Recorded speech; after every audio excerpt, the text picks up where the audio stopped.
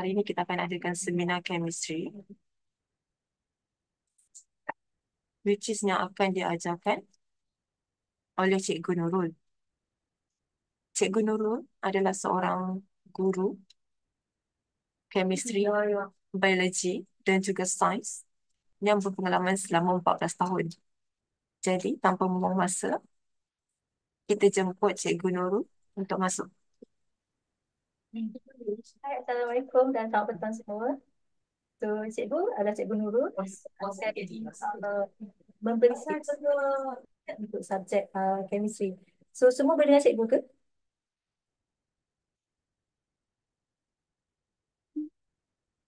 Semua boleh Boleh dengar? juga. Okay, so untuk boleh cikgu mulakan kita punya seminar untuk hari ini. Okay, so dah ready eh? Okay, so kalau kau nak buka video boleh, nak buka, nak ambil pun boleh, tak ada masalah. Sebab ni macam more to discussion jugalah kan. So kita boleh discuss lah soalan-soalan ataupun apa-apa yang berkaitan dengan kemis supaya korang lebih bersedia lah kan untuk exam SPM. Okay, so kita nak start dengan untuk kita punya seminar untuk hari ini, kita nak cerita of course tentang chemistry lah untuk SPM kan. Okay, so cikgu rasa korang dah selesai kan dengan percubaan. So, apa percubaan macam mana? Okey ke macam mana untuk exam hari tu? Oh, korang boleh buka video. Boleh buka video, boleh ambil dari sekali. So, kita boleh cerita-cerita dulu kan tentang exam. So, kalau dekat chat, cikgu takut cikgu terlepas korang punya komen-komen lah kan. So, korang boleh buka video. Boleh buka. Boleh. Oh, dapat A minus. Oh, bagus. Siapa nama tu? Cikgu nak pronounce macam mana tu? Okay. Macam mana tu? Kam. Macam, Boleh cikgu. sudah perempuan. Cikgu kan sudah lelaki tadi. So, tadi ada dapat A. Yes. Account adik cikgu.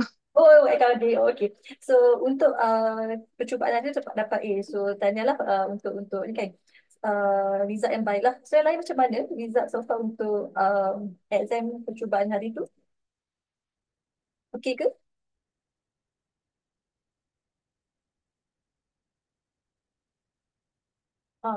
Boleh.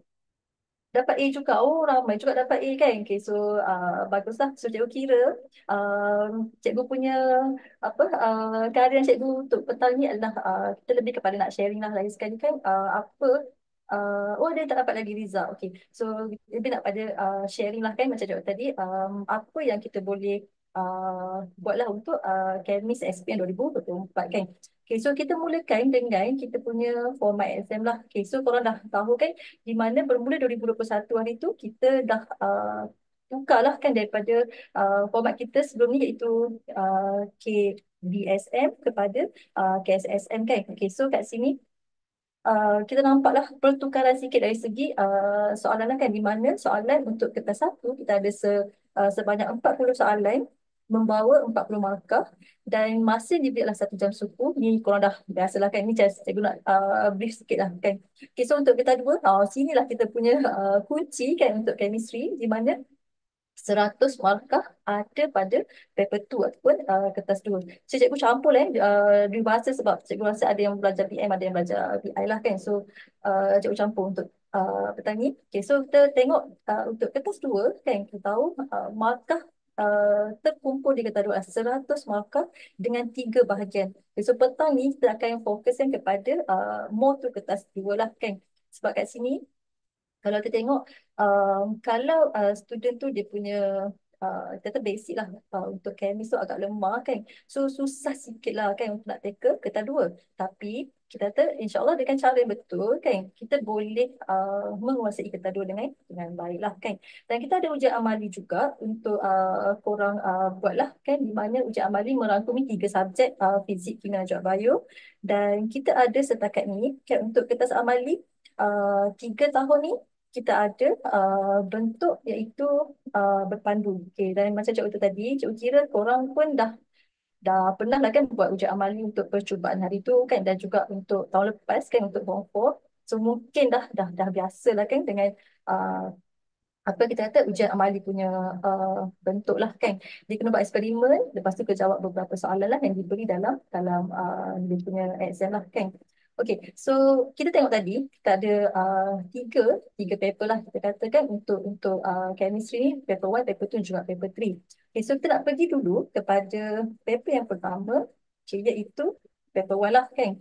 Okay, cikgu tak cerita banyak lah paper 1 ni sebab apa? Macam contoh tadi, fokus kita adalah kepada kertas 2. Tapi kita nak tahu juga lah kan sedikit sebanyak apa yang kita boleh buat untuk kertas 1. So untuk kertas 1, kita ada aneka pilihan jawapan yang diberi kan.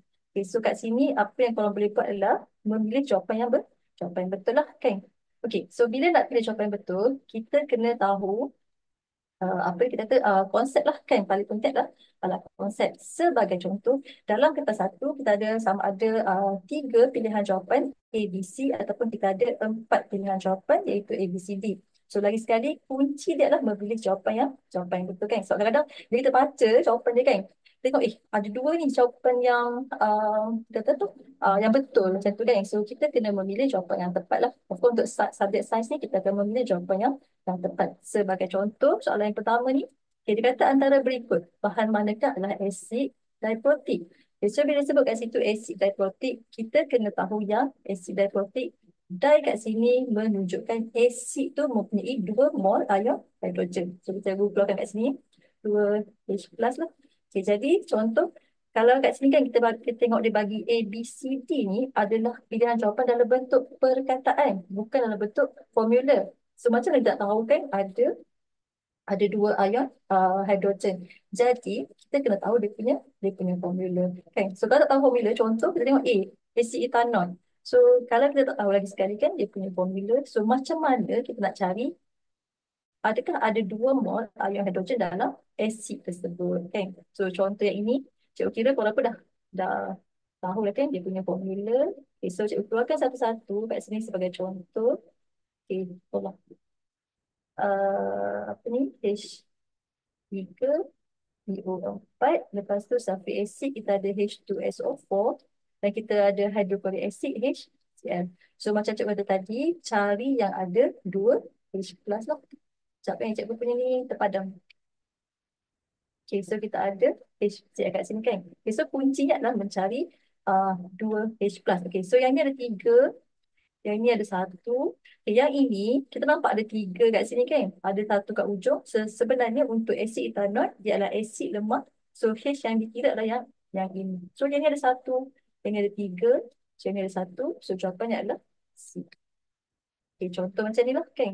So dalam kertas 1, kita punya mission adalah untuk of course mencari jawapan yang betul lah kan. So pilihan jawapan yang diberi, kalau dah biasa buat kertas 1 sekali kan, kita pangkal dulu jawapan mana yang salah. Okay, lepas tu kita akan pilih jawapan yang betul. So untuk kertas 1, dia ada pelbagai bentuk lah. Contoh bentuk yang dibagi ABC ataupun ABCD tadi kan. Okay, bentuk yang kedua dia akan bagi dalam bentuk pilihan. Okay, contoh yang ini. Okay, contoh yang inilah. Cikgu skip soalan ni sebab cikgu nak tunjuk sikit-sikit je kan untuk kertas 1 lah. Okay, contoh macam ni kan. Dia bagi kat kita pilihan jawapan 1, 2, 3 dan 4. So maksudnya kita kena pilih daripada 1 sampai 4 tu yang mana adalah jawapan yang betul. Okay, so contoh macam yang ini. Okay, dia kata antara berikut pernyataan manakah yang betul. Okay, so dia nak yang betul. Okay, bagi lemak dan juga minyak. Okay, kita tengok jawapan yang pertama. Okay, dia kata lemak dan minyak adalah ester. So kita tahu lemak dan minyak ni adalah ester. Jadi dia adalah jawapan yang betul. So kita nampak 1 ni betul. Jadi kita boleh buang yang tak ada 1. Okay, so kita boleh buang C. Kita boleh buang point D.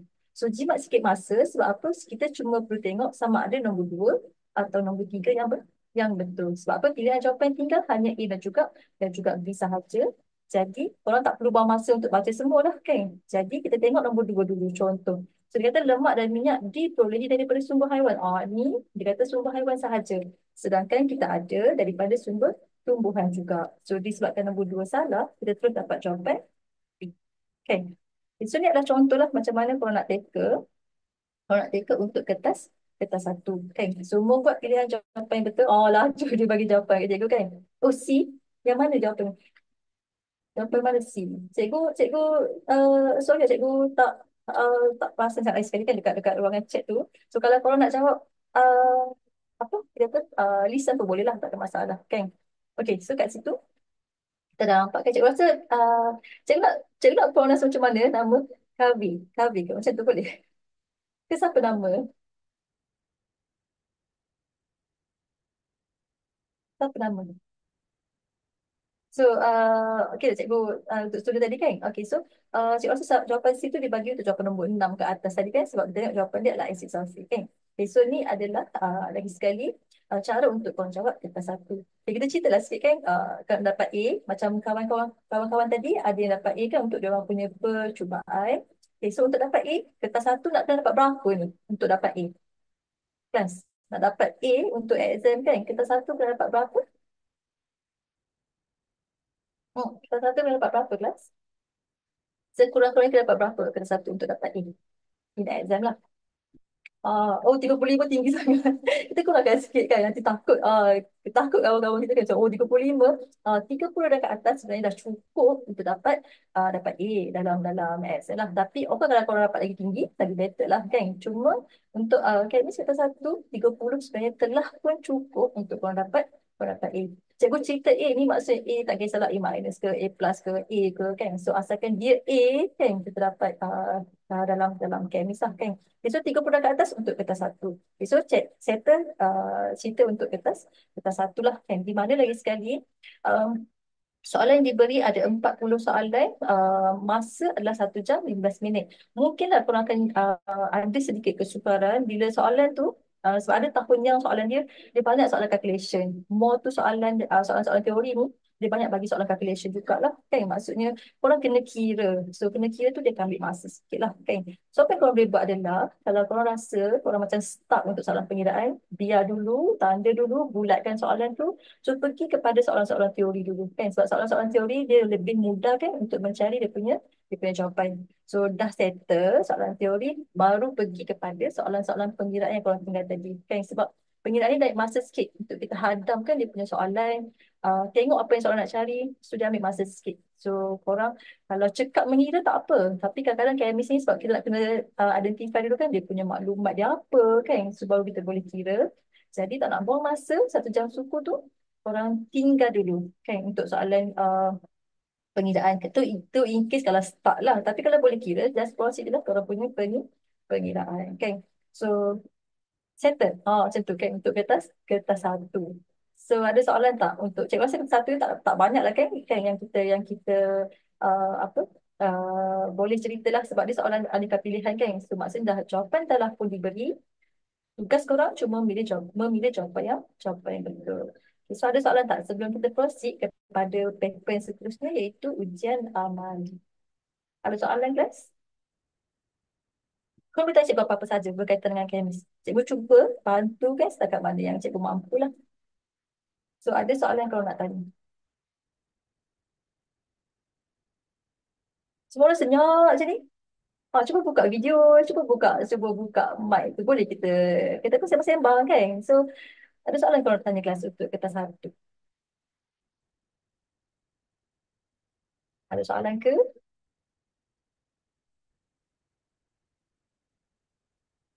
Itulah semua senyap ni. Tak ada cikgu. Ada, okey. So cikgu proceed kepada kertas yang seterusnya iaitu kertas 3 ataupun untuk ujian amali lah kan. Okay, so untuk ujian amali pula, okay. So ni contoh-contoh lah cikgu listkan beberapa lah soalan kertas satu.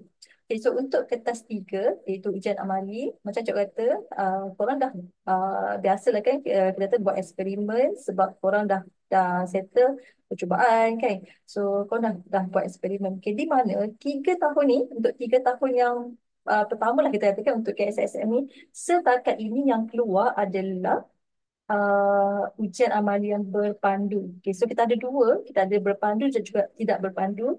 Di mana berpandu ni korang diberi prosedur eksperimen ataupun kaedah untuk menjalankan eksperimen. Tinggal lagi cuma korang perlu masuk makmal tu, cek alat radas dan juga bahan yang diberikan dan korang conduct lah korang punya eksperimen. So itu untuk berpandu.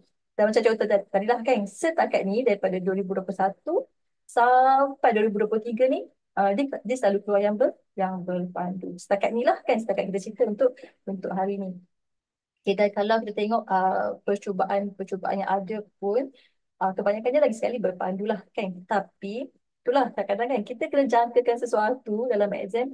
Katalah dia keluar tidak berpandu, kan? So, apa yang korang kena buat lah? Korang kena merangka korang punya prosedur eksperimen. So, maksudnya korang kena tahu dululah kan eksperimen tu nak cerita pasal apa dan macam mana cara untuk mengendalikan korang punya eksperimen, kan? Dan jangan risau untuk ujian amali ni kan. Okay, kita biasanya kalau untuk ujian-ujian amali tahun-tahun sebelum ni, biasanya dalam 2-3 hari kan ataupun seminggu macam tu sebelum exam, biasanya kita dah boleh tahulah eksperimen apa. Okay, sebab apa? Sebab sekolah akan prepare kan um, bahan dan juga radas, dan biasanya kita akan inform lah dekat student. Kita cakap okay ni bahan-bahan dia, kita tak tahu exactly, of course kita cikgu-cikgu tak tahu lah exactly apa eksperimen keluar, tapi contoh lah kan kalau disediakan acid contoh dengan logam, okay, so kita jangkakan lah kan, okay, ni eksperimen ni mungkin dia nak buat eksperimen penyediaan garam contoh kan, so kita boleh jangkakan. So apa yang korang sebagai student boleh buat adalah prepare lah lain sekali kan. Prepare macam mana? Prepare dari segi adakah eksperimen yang keluar tu ataupun ujian amali yang akan dijalankan berpandu ataupun tidak berpandu, kan? So contoh dah tahu dah eksperimen apa ni, korang jangkakan lah eksperimen apa yang akan keluar kan daripada bahan dan juga landas yang disediakan tu. Dan lepas tu korang boleh check lah kan. Okay, check apa eksperimen terlibat. So, kena macam hafal sikit lah kan dia punya prosedur eksperimen. Kalau dia keluar berpandu, tak ada masalah lah kan. Jalankan eksperimen seperti yang diarahkan lah kan. Tapi kalau dia keluar tidak berpandu, korang boleh tulis apa yang korang korang dah hafal tu lah. Ataupun apa yang korang dah baca tu untuk eksperimen tersebut. So, korang boleh tulis sahaja kan. Sebab markah untuk tidak berpandu ni, dia besar sikit markah dia kan. Untuk prosedur tu biasanya 4 hingga 5 markah. So, kita terugilah kan kalau kita dah jangka kan, kita dah tahu dah apa eksperimen yang keluar. Tapi bila keluar soalan tu, kita tak boleh nak buat. Sebab kita mungkin lupa kan dengan dia punya prosedur. Sebab untuk prosedur ni, dia ada ayat-ayat dia yang kita kena guna. Kan? Contoh, kalau kita buat eksperimen, kita tunjuk kat sini sebagai contoh kan. Katalah eksperimen tu tak berpandu lah kan. So, sorry lah cikgu punya ni macam kecil besar sikit kan. Okay, so bila diberi kan, uh, kertas exam ataupun kertas untuk ujian amali ni, of course first memang dia takkan bagi korang bekerja dulu lah kan, korang kena check dulu. Sebab ada case yang bila student tak check ni, dia macam dia ingatkan bahan tu dah, bahan dan juga radas tu yang disediakan tu dah cukup lah kan, so dia tak check. So bila nak buat eksperimen, dia nak start dia punya eksperimen, mana satu lagi teruji. Tak perasan pula dia bagi satu contoh lah kan. That's why dia bagi korang masa untuk korang check. Okay, betul ke tabung bibir ada dua? Okay, tanda. Okay, lepas tu bika tu dia isi ke tak? Okay, dengan 100 cm padu asid atau contoh kat sini ada guna asid kan. So korang kena check semua benda ni sebab bila nak buat eksperimen kan, korang korang bila dah 5 minit pertama tu untuk check tu, bila korang dah start untuk buat eksperimen tu, dia dia takkan consider dah macam, oh student ni tak tanya ni, oh tak cukup lah, mau nak tak tanya, oh saya tak cukup tabung uji, saya nak satu lagi, tabung uji boleh, tak buat dah. Dia consider orang tak orang tak apa tu, tak alert lah, tak check dengan apa yang dia bagilah kan. Okay, so kena check semua bahan dan juga tandas yang disediakan. Okay, satu benda yang korang kena take note, ni bila nak masuk ujian amali kan, ni satu benda yang korang kena take note, paling penting adalah bahan yang disediakan tu tak boleh guna semua. Sebab tu kena rangka dulu eksperimen. Okay, kenapa cikgu kata tak boleh guna semua? Sebab kadang-kadang ada eksperimen yang perlu korang repeat. Okay, contoh, korang nak buat set yang pertama. Kan? Set yang pertama, sebagai contoh lah, kita cerita pasal eksperimen yang keluar 2021. Dia cerita tentang uh, masa tu sel kimia. Macam mana nak menentukan nilai voltan bagi sel kimia kan. So korang akan repeat tau. Repeat maksudnya korang first tukar. Contoh korang tukar magnesium dengan kuprum dulu mula-mula kan. Korang buat eksperimen, korang ambil nilai bacaan untuk magnesium dan juga kuprum. Okay, so untuk eksperimen kedua, sebab nak bandingkan dia punya nilai voltan dia, korang ambil pula zinc contoh dengan kuprum. Jadi bukankah kita akan ulang kita punya eksperimen dengan menggantikan bahan yang ada kan. So kadang-kadang bila studi kan, first eksperimen dia buat tu, dia dah guna dah semua bahan yang diberi. So bila nak ulang eksperimen dengan apa dia kata nak tukar dia punya jenis bahan ke apa kan, tak cukup dah bahan. Sebab apa? Sebab dia dah guna pada eksperimen yang pertama. Jadi dia nak buat apa kan? Macam dia nak buktikan. Macam eh eksperimen ni nak buktikan ni bacaan yang pertama lagi tinggi pada bacaan yang kedua. Tapi bacaan yang kedua tak nak buat. Sebab apa?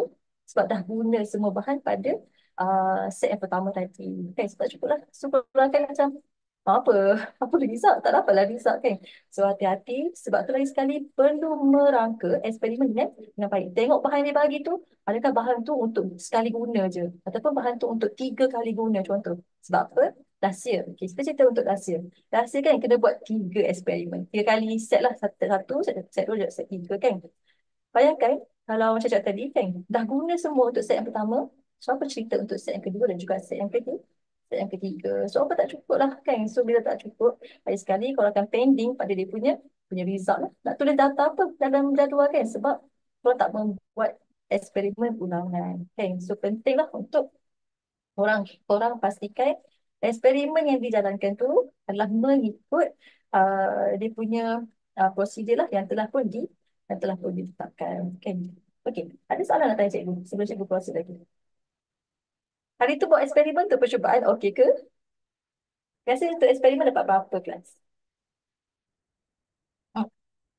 Semua orang tak nak buka mic dia orang nak. Oh ada orang ada student hantar dekat chat. Cikgu mengajar sekolah mana? Oh cikgu sebelum ni mengajar sekolah kerajaan pun pernah, private pun pernah.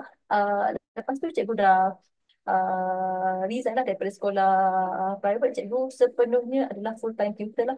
So cikgu tak mengajar di mana-mana sekolah lah sekarang. Hmm. Okay, so ada soalan kalau nak tanya kelas sebelum kita cerita lagi untuk kita punya kertas amali. Ada soalan tak nak tanya?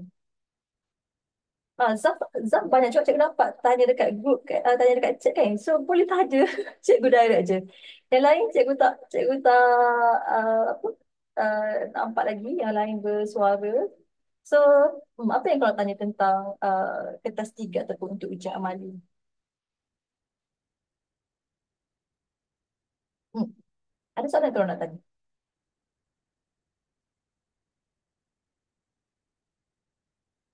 Cikgu, amali apa yang susah? Okay, so far kalau kita cerita pasal amali, okay, cikgu cerita tajuk di belakang yang keluar untuk 3 tahun ni. Okay, yang pertama keluar tadi kan redox ataupun sel kimia kan.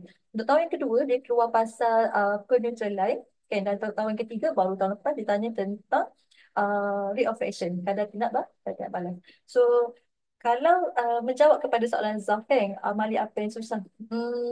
Technically amali ni dia cakap kata senang tu taklah senang sangat, tapi dia taklah sesusah kertas satu dan kertas dua. Sebab apa yang korang perlu buat lah, dia masuk makmal macam tadi kan, masuk makmal tengok apa bahan dan juga radas yang disediakan, okay, check cukup ke tak, so buat eksperimen dan jawablah beberapa soalan kan yang diberikan lah kan.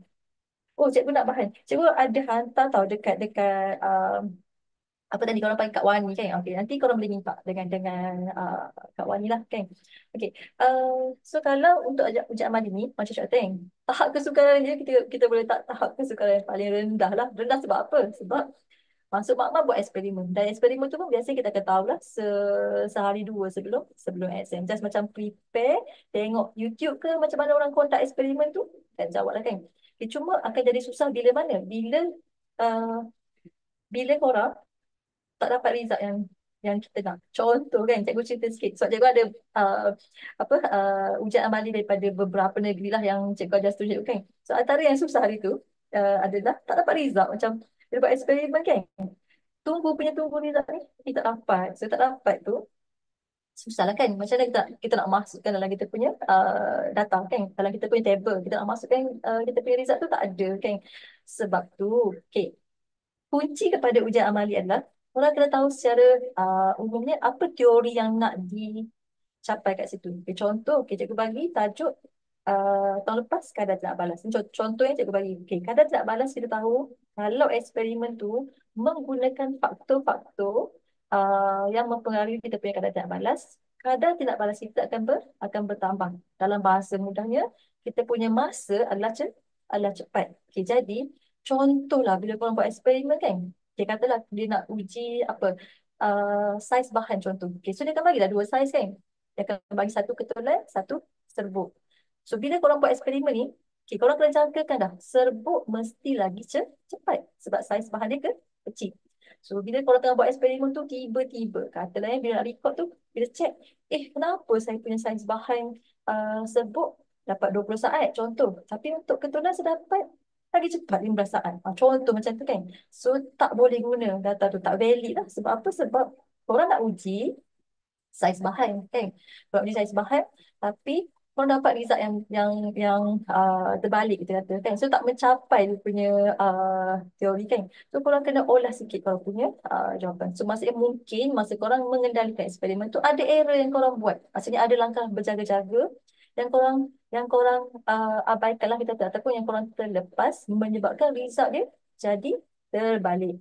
Antara contoh langkah berjaga-jaga dia, contohnya kan kita dapat eksperimen kata tak balas ni. So sepatutnya korang kan kena immediately masukkan kan korang punya wayar penyambung dalam burette. Contoh kan bila dah letak je asid dan juga logam yang korang nak test tadi, dia kena sambungkan secara serta-merta. Keyword dia adalah sambung secara serta-merta. Tapi korang macam dah letak tu uh, apa kelangkah habuk contoh tak masukkan wayar penyambung dalam burette. So bukan ke gas tu telah pun terbebas ke ke udara. So gas yang korang dapat tu kuranglah daripada sepatutnya. Lepas tu korang tak on pula, lupa nak mulakan jam randik. Tu antara langkah berjaga-jaga yang korang terlepas ataupun yang korang abaikan. Menyebabkan result dia pun akan jadi berubah lah kan. So apa yang korang kena buat macam contoh tadi, kena conduct dulu, kena bila masuk makmal kan, dah boleh jangkakan, okay, aku nak buat eksperimen ni pasal apa. So apa yang aku kena jangkakan, apa keputusan yang aku kena dapat untuk eksperimen. So insyaAllah eksperimen tu tidak tersasar. Tak tersasar tu maksudnya korang akan dapat result seperti yang korang jangkakan lah. Macam tu. So lagi sekali kan untuk menjawab soalan satu, cikgu Amalia apa yang susah?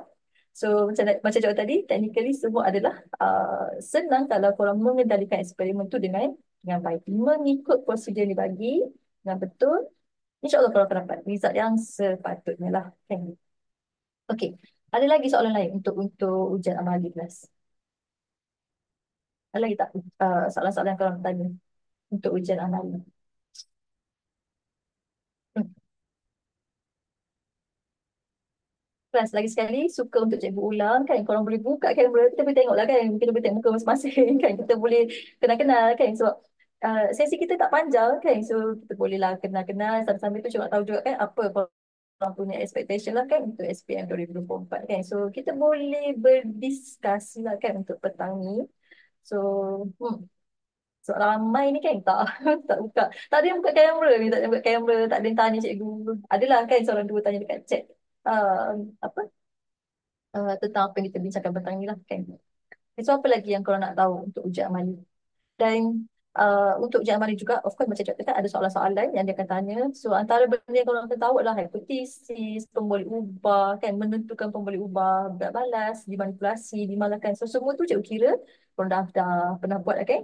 Dan benda tu korang dah familiar lah kan dengan term-term yang kita akan guna dalam eksperimen lah kan. So ujian amali ni memang dia kontra lah dengan kata satu dan juga kata dua, sebab apa dia kita cerita tentang eksperimen kan. Sorry cikgu kan. Oh, okay, okay. Okay. So, apa ni? Kesimpulan kan, pencalonan data yang tu korang dah kena familiar lah kan. So, untuk ujian amali, total markah yang korang akan dapat adalah 15 markah. Dan ujian amali akan berlangsung selama 40 minit lah. 5 minit untuk korang merangka dan cek korang punya apa tu, radas tadi dan juga bahan, dan 40 minit untuk korang jalankan korang punya eksperimen. Okay, cikgu punya advice adalah bila kita buat eksperimen, ada eksperimen yang kita kena tunggu dia punya result. Contoh 10 minit, 15 minit kan. Yang kena tunggu result ni, cikgu tak nak korang buang masa. Sambil-sambil tunggu result tu, korang tengok apa soalan yang ada dalam dia punya kertas lah. Contoh dia kata, kita tentukan pemboleh ubah, dimanipulasi. So korang dah boleh isi. Sambil-sambil korang tunggu korang punya result tu kan. Korang boleh isi siap-siap. Sebab apa, takut nanti, bila dah dapat result semua kan, uh, tak sempat pula kan nak menjawab lah soalan kan, sebab macam kita cerita tadi lah kan, ada eksperimen yang kena ulang 2-3 kali kan, ada eksperimen yang kita kata result dia nak dapatkan dia punya keputusan tu lambat kan. So jangan buang masa, kalau ada 40 minit sahaja untuk buat eksperimen, pada masa sama korang kena jawab soalan juga kan. So pastikan kata yang sama-sama tunggu tu macam, oh okay, tanda dulu okay, apa soalan-soalan yang korang boleh buat kan. Lepas tu catatkanlah kalau punya data tadi ataupun kalau punya keputusan dalam jadual. Okey, boleh kelas?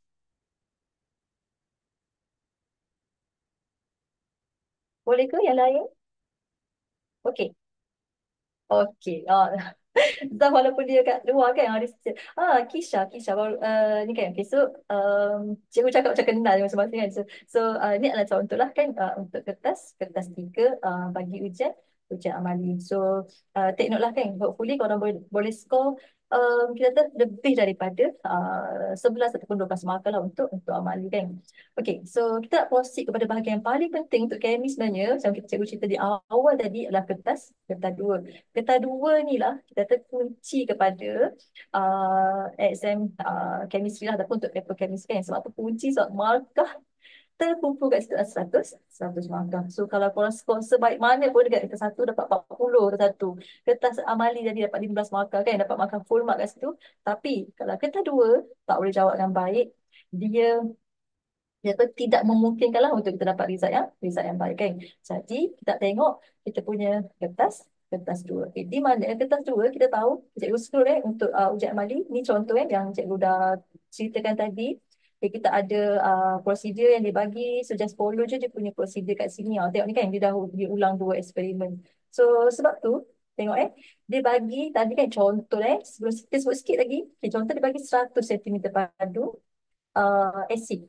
So logik lah kan sebab nak ulang eksperimen untuk set satu dan juga set dua. So pastikan jangan terlebih guna, jangan terkurang guna lah kan. Sebab pemeriksa akan tengok dia korang buat eksperimen lah kan. Okay, lepas tu macam contoh antara yang penting adalah penjualan data kan. Lepas tu of course bila kita buat eksperimen pemerhatian. So nak tahu warna semua ni kena buat masa eksperimen lah. So kita nampak apa yang berubah warna ke apa semua kan. Yang itu kita akan recordkan lah kan. So ni pun boleh ubah dan seterusnya lah kan. Okay. So untuk kertas dua, okay, ni macam contoh kan kita punya bahagian yang paling penting kan, untuk kemis. Di mana korang dah jawabkan dalam exam itu, kita bahagian kepada tiga bahagian. Bahagian A, bahagian B dan juga bahagian C. Okay, so kita nak pergi satu persatu bahagian A, B dan juga C. Okay, so untuk bahagian A, korang akan jumpa soalan-soalan struktur. Okay, yang ini adalah analisis soalan bagi SPM untuk kimia 2021 sampai 2023. Kita akan cerita sekejap lagi. Kan? Tapi kita tengok dulu macam mana bentuk soalan lah. Dan sekali untuk bahagian A, bahagian B dan juga bahagian C lah. Kan? Okay, so untuk bahagian A, okay, kita ada 60 markah kat situ untuk bahagian A dengan 8 soalan. Okay, so untuk 8 soalan tu, 1 sampai 8 tu, dia akan buat, kita kata apa? Macam satu trend lah kan. Soalan satu, soalan dua, mungkin sehingga soalan keempat, markah dia agak kecil lah. Contoh markah dia 6 ataupun 7 kan. Untuk soalan satu, soalan yang pertama sampai soalan yang keempat lah lebih kurang kan. Tapi bila bertambah nombor soalan kan, makin ke bawah kita punya soalan, kita punya markah tu akan makin bertambah. Contoh nombor 5 mungkin dah banyak sikit markah dia, 9 markah contoh kan. Dan nombor 7, nombor 8 tu dia dah macam kita kata apa macam essay sikit lah kan. Sebab apa? Dah makin besar dia punya markah. So apa yang berlaku adalah dalam exam lah kan.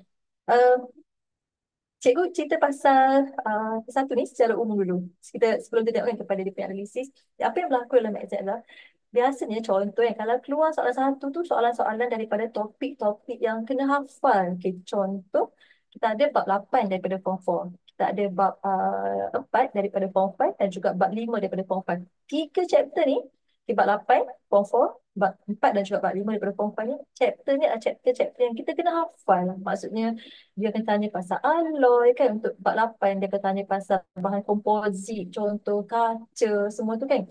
So benda tu kita kata dia tak adalah macam kemis sangat. Sebab apa? Sebab dia macam kita hafal, kita terjemahkan dalam exam kan. So macam tu juga yang bab 4 daripada form 5 pasal polimer. Dia akan ceritalah polimer ni macam mana nak buat kan. Apa polimer yang terhasil, apa monomer dia, semua tu dia akan cerita.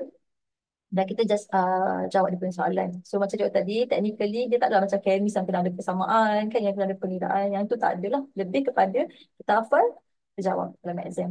So cikgu kira pada pertimbangan cikgu kan, kalau dia keluar dekat nombor satu, contoh dia keluar kat depan lah, 1 sampai 4, korang bernasib baik tau. Okay, sebab apa korang bernasib baik? Sebab soalan tu pendek lah maksudnya kan. Macam cikgu cerita tadi kan, bahagian A, kalau dia keluar nombor 1 dengan sampai nombor 4 tu dia soalan-soalan yang pendek. So katalah ada student kan, dia tak suka tau subjek-subjek yang macam ke subjek topik-topik yang apa kita kata macam hafal lah kan. Uh, so dia selamatlah sikit. Sebab apa? Kurang markah yang dia akan hilang. Okay, sebab apa kurang markah yang dia akan hilang? Sebab tadi dia keluar dekat bahagian A untuk soalan 1 sampai soalan 4. Masih tak banyak lagi sekali yang dia boleh yang dia boleh tanya. Okay, ni cikgu cerita untuk SPM tahun lepas 2023, di mana bab 8 dia keluar, untuk bab 8 untuk form 4 dia keluar nombor 1, awal-awal dah keluar. Bila buka soalan tu, dia bagi helmet kat kita kan. So, helmet tu nak tunjukkan tentang bahan komposit. So, macam cakap tadi, cikgu kira kan, pada pertimbangan cikgu, dia macam senang lah. Sebab apa? Topik-topik yang lebih best, dia letak kat belakang. Yang lebih banyak dia punya markah. So, apa yang korang buat lah untuk bab 8, bab 4 dan juga bab 5 untuk form 5 ni, just hafal je, kita tahu secara gambaran lah kan, okay, apa yang dia cerita dalam setiap bab. Contoh tadi kan cikgu sebut bab 8 tu dia more tu macam apa bahan yang kita buat lah in industri menggunakan bahan-bahan kimia lah kan. Kita ada alloy kan, kita ada kaca kan. Dan untuk bab 4 dia cerita secara detail tentang polimer lah kan. Dan untuk bab 5 pula dia ada banyak sikit. Dia ada kosmetik kan, dia ada bahan tambah makanan, dia ada apa lagi? Ubat-ubatan kan. So lain sekali benda tu kena tahulah. Contoh dia cikgu sebut antibiotik. Contoh kena tahu kan. Dia tu jenis ubat macam mana. Apa yang dia boleh buat. Tahu secara umum lah. Sebab benda tu tak ada benda yang dia apa detail sangat lah yang dia kata tanya. Kan? So tu untuk tajuk yang korang tengah hafal. Okay, tapi bila kita cerita tentang kata dua kan. Kata dua ni dia tak boleh lari daripada persamaan kimia dan juga pengiraan. Okay, so cikgu kira kan untuk student-student yang join kita punya seminar petang ni kan, hopefully korang semua yang ada dalam kita punya room meeting sekarang ni boleh buat persamaan dan juga boleh buat pengiraan. Okay, sebab apa? Macam contoh itu adalah kunci yang paling besar kan untuk kimia lah kan. Sebab apa kunci yang paling besar? Kalau student tak boleh buat persamaan kan, kita boleh kata um, dia macam mana cikgu cakap, dia tak boleh nak terjemahkan lah apa yang dia buat dalam kemis. Sebagai contoh, okay, contoh lah kan, bila kita kata, bila cikgu cakap okay, kita ada nak balas antara asid hidroklorik dan juga logam magnesium, contohnya cikgu sebut macam tu. So korang sebagai student macam tadi yang cikgu kata, korang kena terjemahkan dalam bentuk persamaan supaya bila orang baca, orang tahu korang nak cakap pasal nak balas antara asid hidroklorik dan juga logam magnesium. So kena tulis benda tu dalam bentuk persamaan. Dan dalam exam kan, korang dah jumpa kan, macam kata banyak soalan-soalan yang korang dah jumpa dalam exam. Dia jarang sekali dia bagi kita persamaan ataupun dia bagi kita formula. Dia bagi kita dalam bentuk perkataan. So lagi sekali kita lah sebagai student kan. Kita tu korang lah sebagai student kan. Korang kena terjemahkan apa yang dia buat tu ataupun apa reaction yang dia buat tu dalam bentuk persamaan kimia kan. So penting lah lagi sekali kan untuk persamaan. Sebab tu kata persamaan ni adalah kunci lah kepada chemistry lah kan. So ada tak yang dirasa macam kalau saya kadang-kadang confuse lah nak buat persamaan. Saya kadang-kadang macam tak boleh buat lah persamaan. Ada tak kat sini? Ada tak yang macam dia tak boleh buat ke, ataupun dia macam ada persamaan yang dia boleh buat, ada persamaan yang macam confuse sikit macam mana nak buat kan. So ada tak kat sini? Oh saya. Okay Kisha, cuba Kisha share dengan cikgu apa problem bila nak buat persamaan. So banyak cikgu boleh bantu kat sini, sikit-sikit cikgu boleh bantu lah kan. Apa untuk Kisha lebih jelas lah kan, apa problem utama bila nak buat persamaan kimia, bila nak buat chemical equation kan, apa dia punya problem utama lah. Kita belum cerita lagi tentang nak seimbangkan ya, dan cikgu cerita umum dulu persamaan kimia. So apa problem lah bila nak buat persamaan. Yang lain pun boleh share juga dengan cikgu. Cikgu kena baca, cikgu dah apa, dah stand by kat cik dah, sebab tak masing-masing tak ada kata apa, tak bersuara kan, banyak banyak reply kat chat. So cikgu dah okay, kadang saya tak tahu apa hasil nak balas dia, macam dia hasil ni soalan yang bagus, ni adalah antara problem utama kan bila kita buat persamaan. Okay, thank you Kisha, sebab benda ni macam cikgu kata, ni adalah problem utama yang berlaku lah. Sebagai contoh tadi cikgu sebut, cikgu kata okay, cikgu nak korang buat, nak balas antara asid ada klorik dan juga magnesium. Okay, so korang korang dah kena rangka. Okay. Acid hidroklorik macam mana dia punya formula dia? Magnesium macam mana dia punya formula dia kan? Okay, so korang pun keluarkan dia punya formula. Tapi problemnya pula dia nak tahu dia punya hasil. Sekejap guys, sebelum cikgu proceed. Korang boleh nampak ke cikgu punya bahan kelas yang cikgu tengah scroll? Korang boleh nampak ke? Boleh respon cikgu, korang nampak tak bahan yang cikgu share kat sini? Boleh nampak ke? Okay, so boleh nampak okey lah kan? Okay, so cerita dia menjawab kepada soalan Kisha tadi sebab dia kata antara problem ni kan bila buat persamaan dah tak tahu hasil dia. Okay, so cikgu share sikit tips kat sini lah. Okay, sebagai contoh yang ini of course dalam camp saya dia akan minta persamaan kimia. Okay, so kita tengok macam mana cara kita buat persamaan. Okay, so dia buat eksperimen antara cikgu gariskan untuk korang. Okay, dia kata dia buat eksperimen untuk menyediakan garam tak larut. Okay, cikgu besarkan sikit dulu tulisan. Okay, garam tak larut di antara larutan kuprum 2 klorida dan juga larutan natrium karbonat. Okay, so dia dah bagi dah. Saya nak balas dia adalah menyediakan garam tak larut. Okay, so korang boleh keluarkan kat sini. Bila dia cerita tentang garam tak larut, kita ada nama tahu untuk dia punya reaction. Okay, so kita panggil sebagai penguraian ganda dua. Kalau contoh kan, tulisan cikgu tak keluar apa, korang boleh cakap dekat cikgu. Sebab cikgu takut apa tak keluar ke apa kan, korang boleh tahu cikgu lah. Okay, so ni kita panggil sebagai penguraian ganda dua. Okay, apa maksud penguraian ganda dua? Kita ada dua dua garam. Okay, contoh kenapa cikgu kata ada dua garam? Okay, sebab dia kata kat sini larutan kuprum 2 klorida. So ni adalah garam dan dia kata larutan natrium karbonat. Yang ni pun adalah garam. Okey. So, penguraian ganda dua bermaksud orang akan uraikan kedua-dua garam tu dan saling bertukar dia punya anion. Sebagai contoh, okay, kita keluarkan dia punya formula untuk kuprum klorida.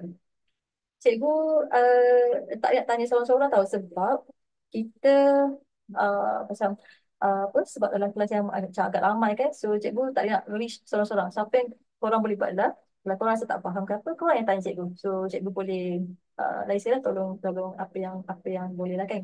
Okay, so kat sini macam contoh tadi kita boleh keluarkan dia punya formula.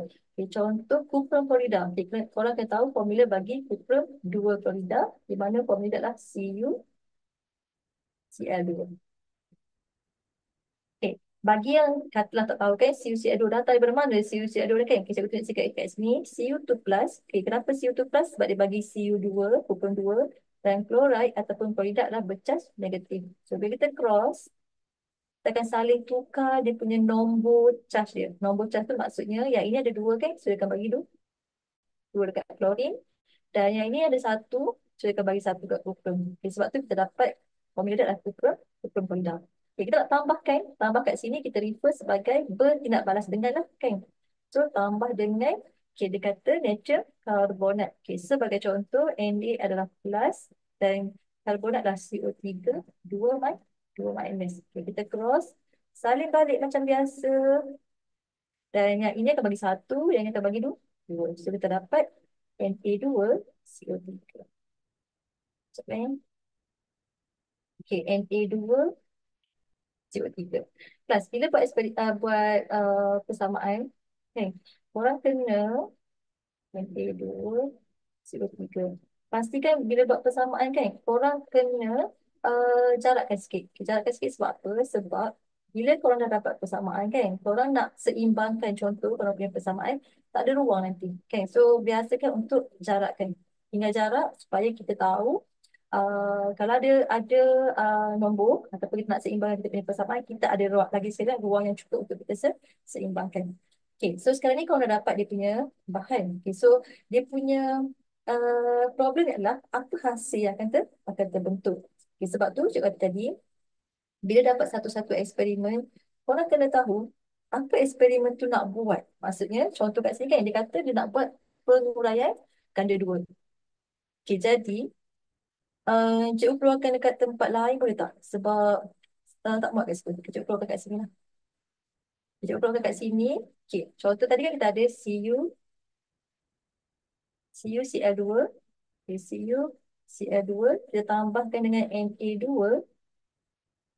CO3 kan. Okay, so kita tahu apa hasil kat sini lah kan. Okay, jadi ni adalah penguraian ganda 2. So apa yang korang boleh buatlah sebenarnya, korang boleh uraikan dia punya garam. Sebagai contoh, saya keluarkan lagi sekali, yang ni 2 plus, yang ni minus, yang ni plus, yang ni 2 minus. So yang positif, kita nak highlight macam mana ni? Cikgu buat warna yang berbeza Okay, yang positif, yang ini positif, dia akan cari, dia tak ada highlight. Sekejap kan. Saya tak keluar tu. Yang positif, oh tak keluar lah kelas. Kenapa tu? Itu cuba tukar warna lain. Dia macam tak detect kan? Ha, okay. So yang positif ni akan cari yang negatif tu. Positif dia cari negatif. So sama juga yang ini. Kita buat warna lain kan satu lagi. Untuk yang kita ada positif satu lagi. Kita buat warna ni. Okay. So ni yang positif ni akan cari. Oh tak detect pula dah kan. Okay. Yang positif akan cari yang negatif. Macam tu. Nampak kan? So kita ada dua hasil dekat sini. Di mana tak ada Cu. Tak muat tak apa CuCO3 tambah dengan NaCl. So yang ini positif cari negatif, yang positif akan cari negatif. Okay, dapat tak sampai situ dulu? Dapat tak?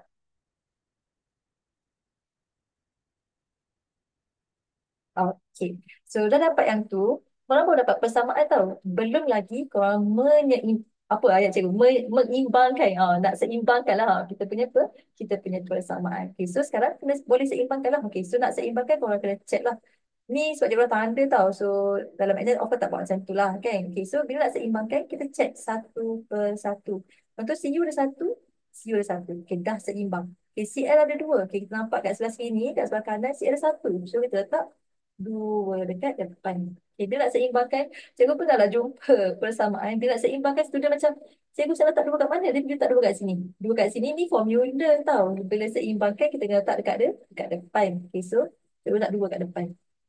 Bila cikgu letak dua kat depan sebelah kanan, cikgu kena check balik semula sebelah kiri. Sebab apa? Sebab cikgu telah pun seimbangkan CL, tapi pada masa yang sama NA berubah sebab NaCl duduk sekali. So bila cikgu seimbangkan CL, disebabkan Na ni dia attach dengan CL, macam tu lah kita cerita macam tu kan. So kita check Na. Okay, Na dah ada dua. Sudah cukup lah. So maksudnya bila kita seimbangkan CL kat sebelah kanan, secara automatik sama dengan sebelah kiri. Sudah settle Na, CO3 ada berapa? Ada satu, CO3 ada satu. So ni adalah persamaan kimia yang seimbang untuk kita punya tindak balas tadi antara kumpulan klorida dan juga natrium karbonat. Okey, boleh nampak? Boleh nampak ke? Macam mana cikgu buat persamaan kimia dan cikgu seimbangkan cikgu punya persamaan? Boleh nampak?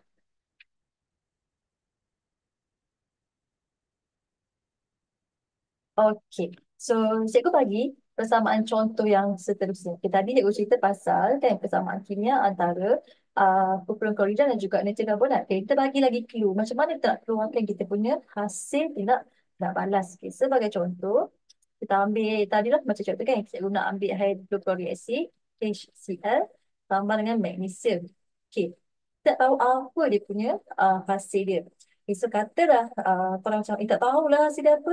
Okay, apa yang korang boleh buat lah, korang boleh keluarkan dia punya charge. Contoh, H plus Cl. Jangan keluarkan dekat korang punya jawapan. Korang boleh keluarkan kat bahagian lain lah kan kita soalan. Sebab kita taklah contoh kat situ kan. Ni cikgu tunjuk sebagai contoh sahaja. Okay, so macam kata, positif akan cari negatif. Okay, so kita ambil positif. Positif dia akan cari negatif. Okay, so dia dah jumpa dah dia punya partner dia. Dah jumpa dah dia punya partner dia kan. So dia settle. Okay, tapi apa berlaku dekat H plus tu? Di mana H plus dia nak cari dia punya partner kan tak ada kan. Sebab dia sahaja yang positif kat situ. Tak ada partner di sebelah kiri, dia sebelah NG ni yang bersifat negatif. So tak apa, biarkan dia sendiri dulu kan. Sebab dia tak ada. Dia tak ada dia punya partner dia. So apa yang kau boleh buat adalah, okay, tambahkan dua ni dulu. Yang positif tadi kan. So kita dapat NG, MgCl, Cl dulu kan. So kita dah dapat yang ini. Tapi kita ada satu lagi hasil sebab kita masih lagi ada H plus kat sini kan. Okay, so apa berlaku adalah bila tertinggal tu satu satu dia tu satu unsur, korang kenal pasti dulu unsur tu logam ataupun bukan logam. Kalau dia logam, bila korang bawa ke sebelah kanan, dia akan jadi dia akan jadi atom. Sebagai contoh, jadi aku buat satu lagi persamaan. Nak bagi contoh kan? Cikgu ada Zn, betul kan? Zn tambah uh, CuSO4. Okay. So contoh macam contoh kan masa tadi kita keluarkan dulu. Cikgu nak tunjukkan yang ni tapi cikgu nak kaitkan dengan ni supaya kalau nampak apa beza dia kan. Biasa cikgu sebut logam dengan bukan logam. Okay, so ini kita ada kita keluarkan charge dia 2 plus, yang ni 2 plus, SO4 2 minus. Okay, so kita gandingkan dulu dengan pasangan dia di mana yang positif akan cari yang negatif. Dia akan cari yang negatif kan. So dia dah jumpa dah kawan dia. So, tapi tengok apa beza tindak balas yang pertama dengan tindak balas yang kedua. Yang tertinggal, yang ni tertinggal lah bukan logam. Yang tertinggal. Tetapi yang ini akan jadi yang tertinggal adalah logam. So cara kalau yang tertinggal lah bukan logam, korang akan bawa ke sebelah kanan, dia akan jadi molekul. So tukar H plus jadi H2. So kenapa tukar jadi H2? Sebab macam cakap kata kalau bukan logam, korang akan tukar dia jadi molekul. So apa konsep molekul? Molekul mesti gabung lebih daripada uh, satu lah, masa dua dan seterusnya. So sebab H tu dia jadi molekul, just tambah je lah dengan dua. Secara automatik dia bertukar jadi molekul. So dapatlah kita kata dia punya persamaan. Dan macam biasalah check seimbang ataupun tak. So Mg1 contoh Mg1 C ada dua, H ada dua, so tak dapat dua. So dapatlah persamaan kimia yang seimbang untuk tindak balas yang pertama. Okay, apa cerita untuk yang kedua ni? Okay, sebab yang tertinggal lah logam berbeza dengan yang ni kan. So kita gabungkan dulu yang positif dan negatif tu dapat ZnSO4 dan yang akan tertinggal adalah logam ni kan. So bila logam, kalau dia bukan logam, kita bawa jadi molekul. Tapi kalau yang logam, kita bawa dia jadi atom. So dia akan jadi Cu sahaja. So apa konsep atom? Atom ni dia mesti satu, tak boleh gabung dengan apa-apa unsur, termasuk diri sendiri. Maksudnya kalau macam hidrogen tu kan, dia gabung dengan diri dia, dia jadi molekul. H ada dua, H dengan H. Tapi untuk logam ni, disebabkan dia punya syarat adalah dia kena jadi atom, so dia tak boleh gabung dengan apa-apa termasuk diri sendiri. So tinggallah dia sebagai Cu sahaja. So boleh check dia punya persamaan dah balance ataupun belum. Contoh Zn1 dah balance, Cu1 SO4 SO4 So inilah persamaan kimia yang dah pun seimbang. Okey, nampak tak beza macam mana kita dapatkan kita punya hasil bagi dua persamaan yang berbeza? Nampak guys?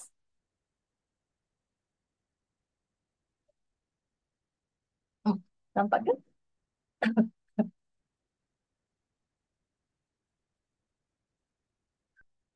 Okay, boleh nampak? Ada soalan kalau nak tanya untuk persamaan.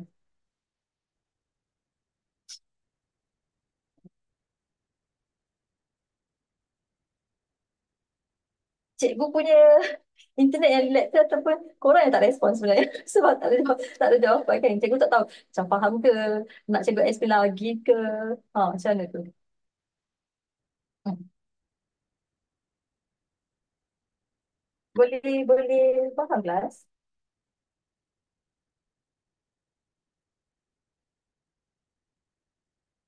Boleh faham ke? Okay. Okay, ha, so tu caralah kan untuk kita dapatkan kita punya persamaan. Dan lagi sekali, kenapa cikgu tekankan pasal persamaan ni? Bila masuk kita dua kan, cikgu tekankan pasal persamaan sebab tanpa persamaan, kalau tak boleh buat step kalau tak boleh buat step yang seterusnya, itu membuat pengiraan. Okay, tadi cikgu tanya pasal persamaan. Okay, so cikgu dah nampak lah ada yang respon kata apa dia mungkin susah sikit dapatkan hasil kan. Okay, sekarang kita nak beralih kepada uh, pengiraan. So, siapa kat sini pula yang dia ada masalah untuk mengira? Bukan masalah mengira tu macam mana? Nak mengira untuk KMS punya soalan lah kan. So, ada tak? yang masalah yang masa exam percubaan hari tu ke bila korang tengok soalan, korang dapat balik soalan, salah lah saya punya pengiraan. Macam mana saya nak buat pengiraan betul? So ada tak yang ada masalah untuk buat pengiraan? Hmm. Ada tak? Ataupun dia macam lain sekali, dia macam confused ke? Oh, macam mana saya nak buat pengiraan yang betul? Saya nak start dari mana? Saya nak cari apa? Macam tu. So ada tak yang ada masalah untuk buat pengiraan pula? Ada. Okey, Nur Syaziliana. Oh, nama dia panjang, cantik nama dia kan. So, Nur Nur Syaziliana, um, ada tu part mana? Supaya cikgu lain sekali cikgu boleh bantu apa kekurangan untuk perkiraan. So, contoh kan apa yang paling susah lah untuk pengiraan. So, tadi kita cerita tentang persamaan, orang kata nak tahu hasil kan, apa hasil yang terbentuk. Okey. So sekarang ni untuk pengiraan, apa pula dia punya problem lah untuk buat pengiraan. Hmm. Tak tahu siapa yang nak bersuara setakat ni kan. Cikgu tak dengar suara-suara anak-anak cikgu ni. Ada apa korang punya tak tahu nak guna formula mana. Saya sekali. Ini pun soalan yang bagus juga. Sebab apa? Dalam kita punya chemistry kan berbeza dengan cikgu rasa fizik ke matematik ke korang ada banyak formula kan yang korang kena hafal dan also bila ada banyak formula kena tahulah kan nak guna untuk yang mana satu. Tapi untuk chemistry ni kita ada secara umumnya kita ada empat formula sahaja. Nampak ke empat formula sahaja untuk kita guna. Cikgu cerita ni macam cerita yang secara umum tahu tapi adalah topik-topik yang ada topik-topik yang contoh kita jumpa hmm, bab 3 form 5 contoh termo termokimia kan ataupun termochemistry di mana dalam tajuk tu pun ada buat pengiraan tapi kita nak cerita tentang basic pengiraan macam contoh tadi secara umumnya kita ada empat empat formula yang kita akan guna. So cikgu tunjuk contoh satu soalan yang melibatkan pengiraan dan cikgu akan tunjukkan kat situ juga apa pentingnya persamaan untuk kita guna dalam pengiraan. Okay. So contoh dia cikgu buat daripada yang inilah ya, sebab dia minta soalan pengiraan kat situ. So cikgu akan tulis dulu dia punya persamaan tadi. Okay, so kita keluar. Okay, so kita dapat kat sini CU CO3 ACU CO3 tambah dengan NaCl. Jadi kita balancekan dulu kita punya persamaan. Okey. So kita dah dapat persamaan kimia yang seimbang kat sini. Okay, cikgu besarkan sikit lah. Okay.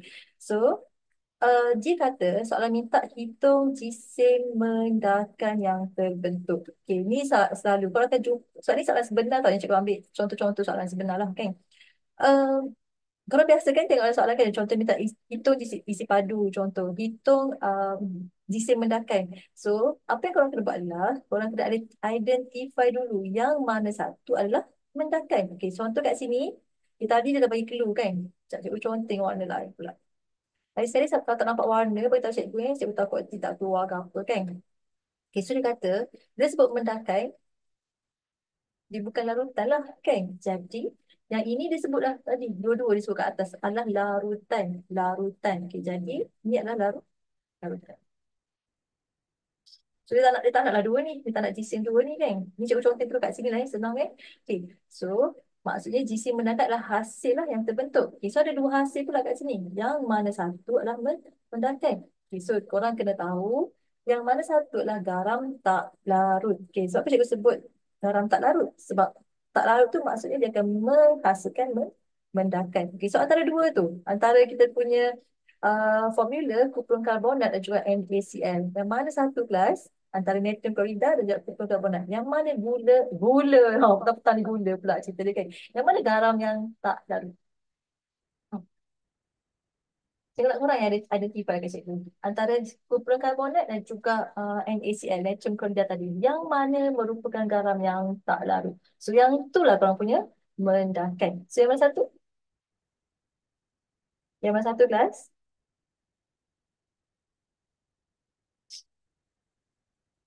Antara suku Pulau Barat dan juga Natron Florida. So yang mana satu adalah garam tak larut.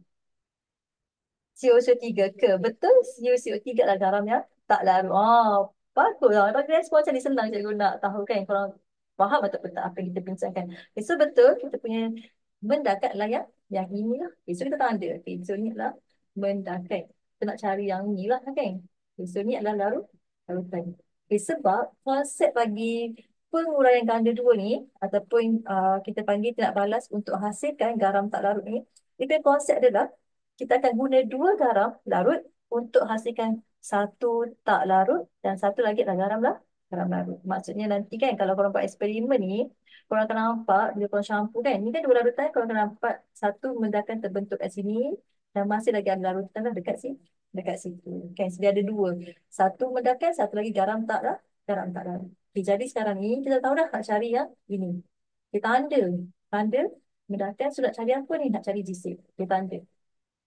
Cuma macam cakap tadi, kita pesan janganlah tanda kat situ. Sebab taklah korang punya jawapan. Tandalah kat tempat lain kan. Kita tanda kat situ jisim. Nak cari. Kenapa tak tanda ni? Sebab tadi kan ada kawan kita kata, tak tahulah nak guna formula yang mana. Tak tahu nak start daripada mana untuk pengiraan kan. So ni adalah cara yang cikgu akan tunjukkan macam mana kita nak menyelesaikan masalah pengiraan. Okay, so sekarang ni kita kena tahu dulu apa yang kita nak cari. Baru kita boleh start kita punya pengiraan. Okay, so cara dia, dah tahu, dah tanda apa yang kita nak cari. Okay. So, kita akan start dengan okay, mencari bilangan mol. Saya cikgu cari maklumat kat atas ni. So, dia bagi maklumat kat atas kan. Okay. So, kita cari bilangan mol dulu. Okay. Tadi cikgu katakan untuk bilangan mol kita ada 4 formula di mana. Cikgu tulis kat korang dulu. Ni cikgu kira, cikgu rasa korang dah tahu kan. Cikgu assume anak-anak murid cikgu petang ni semua pandai-pandai semua dah. Yang boleh buat dah. Tapi kita nak revise balik kan. Kita just nak recap balik. Okay. So, untuk cari bilangan mol, korang ada first bahagi jisim dengan jisim molar. Jisim molar nama lain dia adalah JAR ataupun JMR lah. So nak cari JAR boleh, JMR boleh. Apa beza ni? Yang ni untuk satu atom, yang ni untuk kita kita apa tu kita tambahkan bila ada dua atom yang berbeza lah. Okay, contoh lah, cikgu tunjuk dulu kat sini. Contoh magnesium. Magnesium 24. So 24 ni dia punya JAR lah. Tapi bila dia jadi magnesium klorida, kalau kita tambahkan magnesium 24 tambah dengan klorin. 25, 25 darab tu. Darab 2. So bezalah JAR dengan JMR kat situ kan. Okay, lepas tu kita ada yang kedua. Cikgu tak payah padam ni contoh lah kan. Okay, yang kedua, kita boleh guna isi padu gas bahagi isi padu molar. Okay, so isi padu molar ni dia dah tetapkan tahu sama ada 20.4 ataupun 24. Dia akan bagi dalam soalan. So, guna yang dia bagilah. So, ni kalau boleh guna isi padu gas. Katalah maklumat tak ada pasal jisim, kau boleh guna yang ini. Dia ikut maklumat. Nak guna yang mana, ikut maklumat yang dibagi dalam soalan. Okay, yang ketiga, kita ada MV over 1000. Di mana MV over 1000 ni hanya kelas untuk larutan sahaja kelas. Dia tak boleh guna untuk yang lain. Contoh, kalau yang lain, kaji sim ke apa, dia tak ada ni. Dia tak ada kepekatan dan juga isi padu. Ni dalam bahasa Inggeris tau, volume dan juga molarity lah ataupun kemolaran ataupun kepekatan lah kan. Kepekatan. Sebab tu cikgu remark kat sini, hanya larutan je yang ada kepekatan dan juga ada isi padu. So untuk larutan sahaja. Dan kita ada formula yang terakhir iaitu bilangan zarah bahagi Avogadro constant. Tapi yang ni kan dia letak bawah sekali sebab kita jarang guna dalam kertas tu, dalam guna dalam kertas. Dalam kertas satu ada banyak. Dalam kertas satu kan dia suruh lah kita tanya kan. Dia suruh kita tanya pula. Dia tanya lah kita. Uh, apa ni berapa dia punya bilangan atom segala macam kan, tapi tu ada kata satu. Kata dua macam tak kata dia tak ada, tapi sangat jarang dia keluar kertas Word. Okay, so maksudnya kita berkisar pada 3 formula ni je lah, 3 yang tadi ni. Saya cuba buktikan sikit. Okay, kita ada sama ada jisim bagi jisim molar, kita ada isi padu gas bahagi dengan isi padu molar, dan kita ada MV over 1000. So nak guna yang mana satu, kena tengok apa maklumat yang dia bagi. Kita tak ada pilih ikut suka kita. Sebab apa? Kita nak guna formula ni berdasarkan maklumat yang dia bagi. Okay, so kita tengok apa maklumat yang dia bagi. So kita scroll sikit ke atas. Okay, dia bagi, cikgu highlightkan untuk korang. Dia bagi 25 cm padu, larutan natural carbonate 0.5 mol desimeter. Dan yang ni pun sama. Okay, korang tanda 25 cm padu 0.5 0.5 mol. Okay, untuk pupuk Florida. Jadi, kalau ada nilai yang sama dekat situ, kan? So, korang boleh pilih mana-mana. Contoh nak guna natrium karbonat boleh. Nak guna kupron Florida pun boleh juga. Jadi, cari je lah dia punya bilangan mol. Senang ayat kan? Cari je lah. Cari nak guna formula nombor satu. Tengoklah sekali kan. Saya kata, apa maklumat dia bagi? Dia bagi kepekatan, dia bagi isi padu untuk larutan. So, kita akan guna yang ini. So, tulislah kan cari bilangan mol. Sebab kat tepi sikit kan. Okay, so bilangan mol. Dia tak boleh tulis bilangan mol je kelas. Sebab apa? Korang kan nak cari bilangan mol untuk contoh nak guna yang ni boleh. Yang ni pun boleh. Sebab dia sama kan. So, cikgu ambil untuk natrium karbonat lah contoh. So, tandalah sikit. Bilangan mol bagi natrium karbonat. Okay, so ambil tadi. 0.5 darab 25 bagi 1,000. So, 0.5 darab 25 bahagi 1,000. So, korang akan dapat bilangan mol dekat sini. Dan bilangan mol yang korang dapat ni, korang akan diberi markah satu markah. So, tolong cikgu, seorang kira dapat berapa tu? Cikgu minta korang yang kira. Sebab apa lagi cikgu minta korang kira kan? Okay, sambil korang tekan tu, kalau korang tengok kan, cikgu boleh tunjuk kat sini kalkulator. Takut dia screen kadang-kadang terbalik kan? Macam tu, tak nampak kan? Okay. Nampak ke? Okay. So, cerita dia kadang-kadang kan, bila dia cari bilangan mol, okay, contoh ni yang melibatkan 1,000 tau, yang bagi 1,000 ni, dia kadang-kadang kan dia keluar macam ni. 0.5, cikgu try yang ni dulu. Darab 25 bagi 1,000. Yang ni senang tak sebab dia keluar macam ni? Tak nampak ke? Nampak. Dia keluar dalam bentuk tempat perpuluhan yang dah fix. Contoh kan 0.00125 kan. Tapi dalam exam kadang-kadang kan, kita kan nilai tu berubah-ubah kan. So, kadang-kadang dia akan keluar jawapan. Contoh, 1.2 darab 10 kuasa negatif 3. Contoh dia keluar macam tu. Tak cikgu tulis lah sambil-sambil tu kan. Takut nanti korang... Contoh tadi kan bila kita kira, cikgu buat kat page lain dulu. Contoh kan bila kita guna MV over 1,000 ni, yang lain tak apa tau. Sebab ini sebab bagi 1,000. So, kadang-kadang korang akan dapat macam ni jawapan tu. Macam tadi cikgu dapat 0.0125. Contohnya cikgu dapat 0.0125. Masa kita masukkan dalam kalkulator tu, dia dah keluar satu tempat perpuluhan macam ni. Masih dalam bentuk perpuluhan macam ni. Tapi akan ada satu situasi kalau akan jumpa, contoh 1.2 darab 10 kuasa negatif 3. Contoh kan. So, apa yang korang kena buat adalah korang kena hati-hati menggerakkan dia punya titik. Um, sebab cikgu tak guna kalkulator tu. Cikgu cuma guna kalkulator saintifik yang biasa ni. Ada kalkulator yang dia boleh tukar terus. Bila dia keluar 1.2 darab 10 kuasa 23 macam tu, 10 kuasa negatif 3 macam tu, uh, boleh tekan, dia akan tukar jadi tempat perpuluhan. Contoh yang ni kan, kita gerakkan 1, 2, 3 lah. Okay, ni. So, dah jadi 0.0012. 0.0012. Kena hati-hati pasal titik ni. Okay, sebab apa? Sebab kadang-kadang contoh kan, bila korang gerakkan, korang tertinggal 0.012. Tengok, ada beza kan nilai untuk yang ini dengan yang ini. So, bila korang nak, contoh korang tersalah tukar, salahlah korang punya nilai. Dan benda tu, korang akan bawa ke uh, dia punya soalan dia punya jawapan seterusnya. So, dia akan jadi daripada atas sampai bawah tu akan jadi salah. So, kena hati-hati guna kalkulator. Sebab yang melibatkan larutan ni, um, kita tak tahu apa nilai yang dia bagi. So, korang kena hati-hati dalam menukar dia punya nilai tempat perpuluhan. Okey. Boleh yang tu? Tapi cikgu kira, lagi sekali kan cikgu kira anak-anak cikgu petang ni semua cakap lah kan. Tukar dia punya tu, so kira okey lah kan. Betul ke? Cuba korang react sikit. Macam semua senyap macam ni. Tak ada respon. Takut cikgu. Boleh. Korang react sikit. Mana? Apa reaction yang best-best sikit? Cuba korang react. Cikgu ada bagi korang satu reaction kat situ. So, boleh ke? Yang lain okey? Boleh? Ah, boleh cikgu. Okey. So, ni contohlah kan. Cuba tak reti lah macam nak tukar dia punya reaction tu. Tak apalah abaikan kat situ. Biar je kat situ kan. Okay, so, hati-hati tukar decimal place. Sebab apa? Tempat perpuluhan ni dia akan menyebabkan jawapan korang betul ataupun jawapan korang salah. Okay, so cikgu masukkan kat balik kat sini. Dapat tadi 0. Tengok orang tua kan. Cikgu tak ingat dah apa? 0.0125. Okay. 0.0125 mol. Okay, so ni adalah markah yang pertama. Kita cari bilangan mol. Okay. Apa yang cikgu nak korang take note adalah nama pun soalan kan. Dia takkan terus dapat apa yang kita nak cari kan. Macam apa kita kata tiba-tiba kira bilangan nombor tu dah settle tak. Dia ada step dia. So step yang pertama korang kena take note yang step yang pertama dalam pengiraan dalam semua pengiraan untuk KMS kan.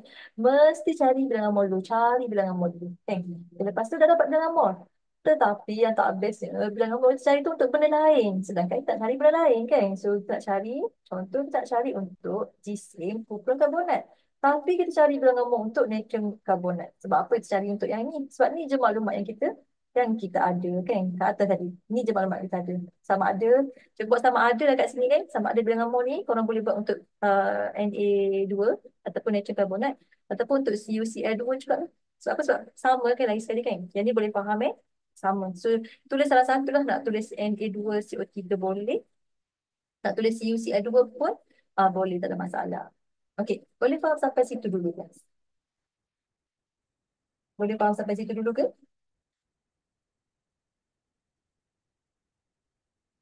Okey. Okey. So boleh faham kan? Okey. Sekarang ni macam contoh kan, kita cari benda lain kan dalam soalan.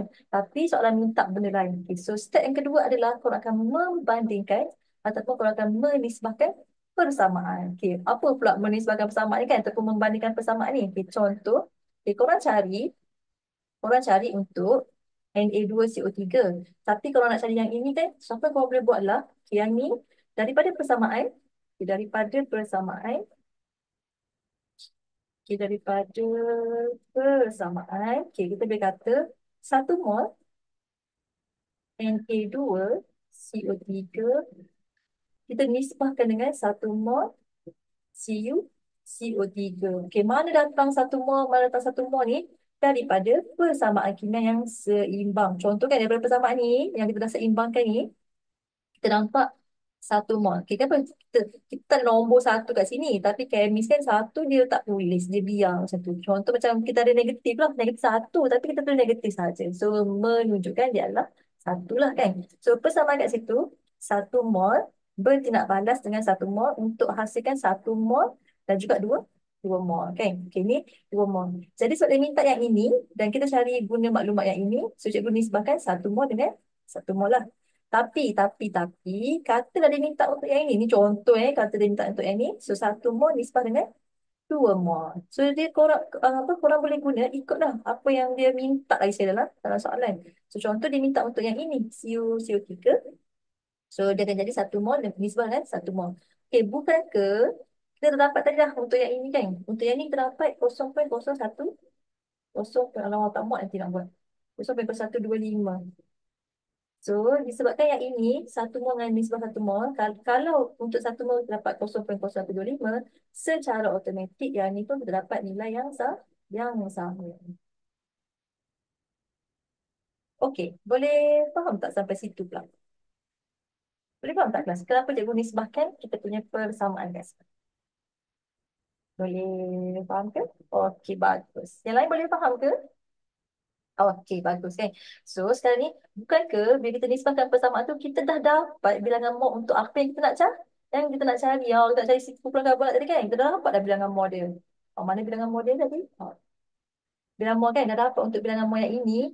So, nak cari jisim dia, masukkan balik dalam kita punya persamaan. Masukkan balik kita punya formula. Nak guna formula mana? Cari yang sesuai lagi sekali. Contoh, masa kita cari bilangan mol, kita guna yang ini sebab kita ada larutan. Tapi bila kita cari jawapan untuk soalan, dia minta untuk jisim. So boleh guna formula yang ini pula. So orang kena cari dia punya jisim molekulatif lah.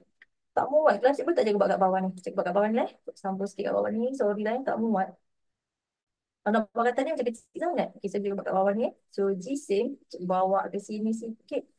So jisim bagi kumpulan karbonat adalah, kalau dah ada dia punya bilangan model, tukarlah kan formula. Ni pun cikgu kira semua anak-anak cikgu petani dah cekap lah kan. Guna formula. Kita cikgu terdarab. Sebab kalau kita punya formula, nak cari bilangan mol sama dengan jisim bagi jisim molar. So kita dah ada bilangan mol, kita boleh cari yang ini. So dapatlah kita punya jawapan. Okay, so masukkan jisim molar dia berapa? Okay, Cu, kita ada cikgu buat macam ni lah, 64. Okay, tambah dengan 12. Tambah dengan 16 darab di 16 darab 3. So, selesaikan ini. Korang akan dapatlah dia punya jawapan in gram. Sebab apa? Jisim, dia punya unit lah adalah gram. Okey, nampak tak? Boleh ke? Nanti kalau boleh selesaikan lah dia punya nilai kat dapat berapa. Kalau siapa-siapa nak kira boleh juga kira. Cikgu kira pun boleh juga. 0.0125 darab dengan tak kan kita kira 16 darab 3 tambah 12 tambah 64. Darab yang 0.0125 sudah dapat 1.55. Semua dapat ke jawapan dia 1.55 gram. Dapatlah jawapan dia 1.55 gram. Okey kelas. Dapat ke? Oh dapat. Haikal. Okey Haikal dapat. Yang lain pun hopefully boleh dapat juga lah dia punya jawapan dia. Okay, so itulah cara untuk kita buat pengiraan. Cikgu recap sikit kita punya pengiraan. Cikgu tunjukkan pemarkahan dia. So dalam exam kan. Bila korang jumpa dalam final nanti, kan. First thing first, mesti cari bilangan mol.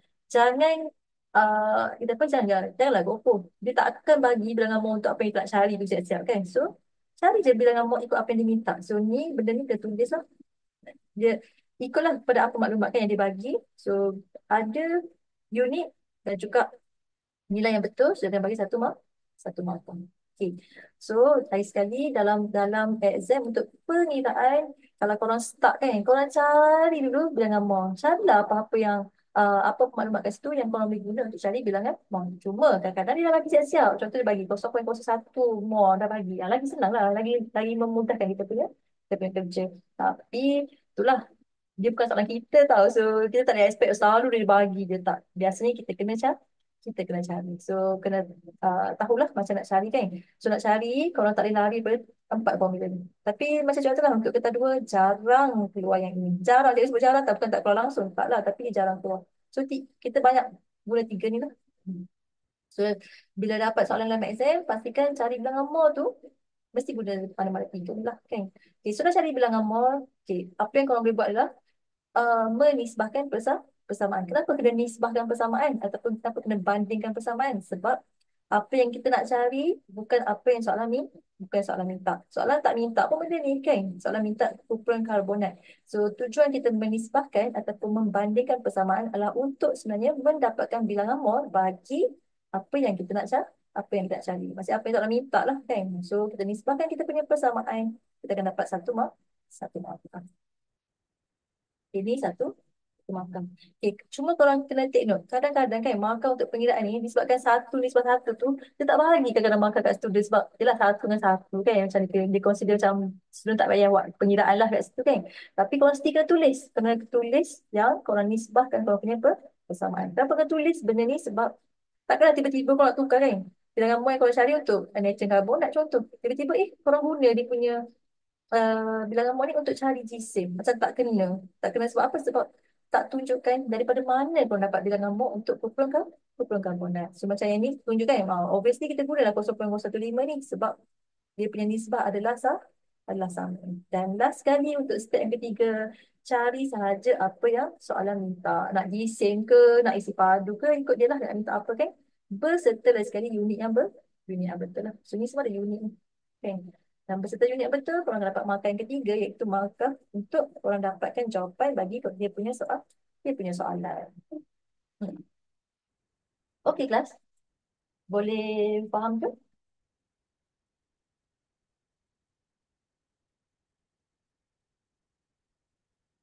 Boleh faham? Okey. So boleh faham kan? Okay, so tu apa yang korang akan jumpa daripada soalan yang pertama sampai soalan ke-11 kan? Untuk KMIS, mesti ada pengiraan dan jawab persamaan. So mana-mana soalan lah kan? Dan biasanya kita cerita dulu untuk persamaan dan jawab pengiraan ni. Biasanya untuk markah bagi persamaan dan jawab pengiraan, okay, katalah kan, kita ada 100 markah kan, daripada 1 markah tu, ada 11 soalan. Okay, so 11 soalan, tolaklah satu esei yang kita tak kena jawab, sebab ada satu esei pilihan, ada 10 soalan. Mana 10? 10 soalan kan. So daripada 10 soalan ni, yang korang jawab ni, mesti ada persamaan dan juga perbezaan lah kan. Macam tu mesti ada kat mana-mana lah, mana-mana soalan. Dan markah anggaran untuk persamaan dan juga pengiraan kalau korang boleh buat semua dengan betul, lebih kurang dalam 20, plus minus 20 lah. Katalah soalan satu kan sampai 10 kalau korang terjawab kan. Katalah dia keluar 5 persamaan. Kan ke 5 kali 2, dah 10 markah. Dan untuk soalan pengiraan, kata dah dia keluar 3-4 soalan je contoh kan. 3 kali 3 markah, dah 9 ataupun 4 kali 3 markah dah dapat 12 markah. So macam cakap tu lah, anggaran dalam 20 plus lah kan untuk markah persamaan dan juga pengiraan. Banyak ke sikit? Banyak lah kan untuk markah persamaan dan juga pengiraan. So pastikan boleh buat dengan boleh buat dengan baik. Okey. Boleh ke anak-anak murid semua?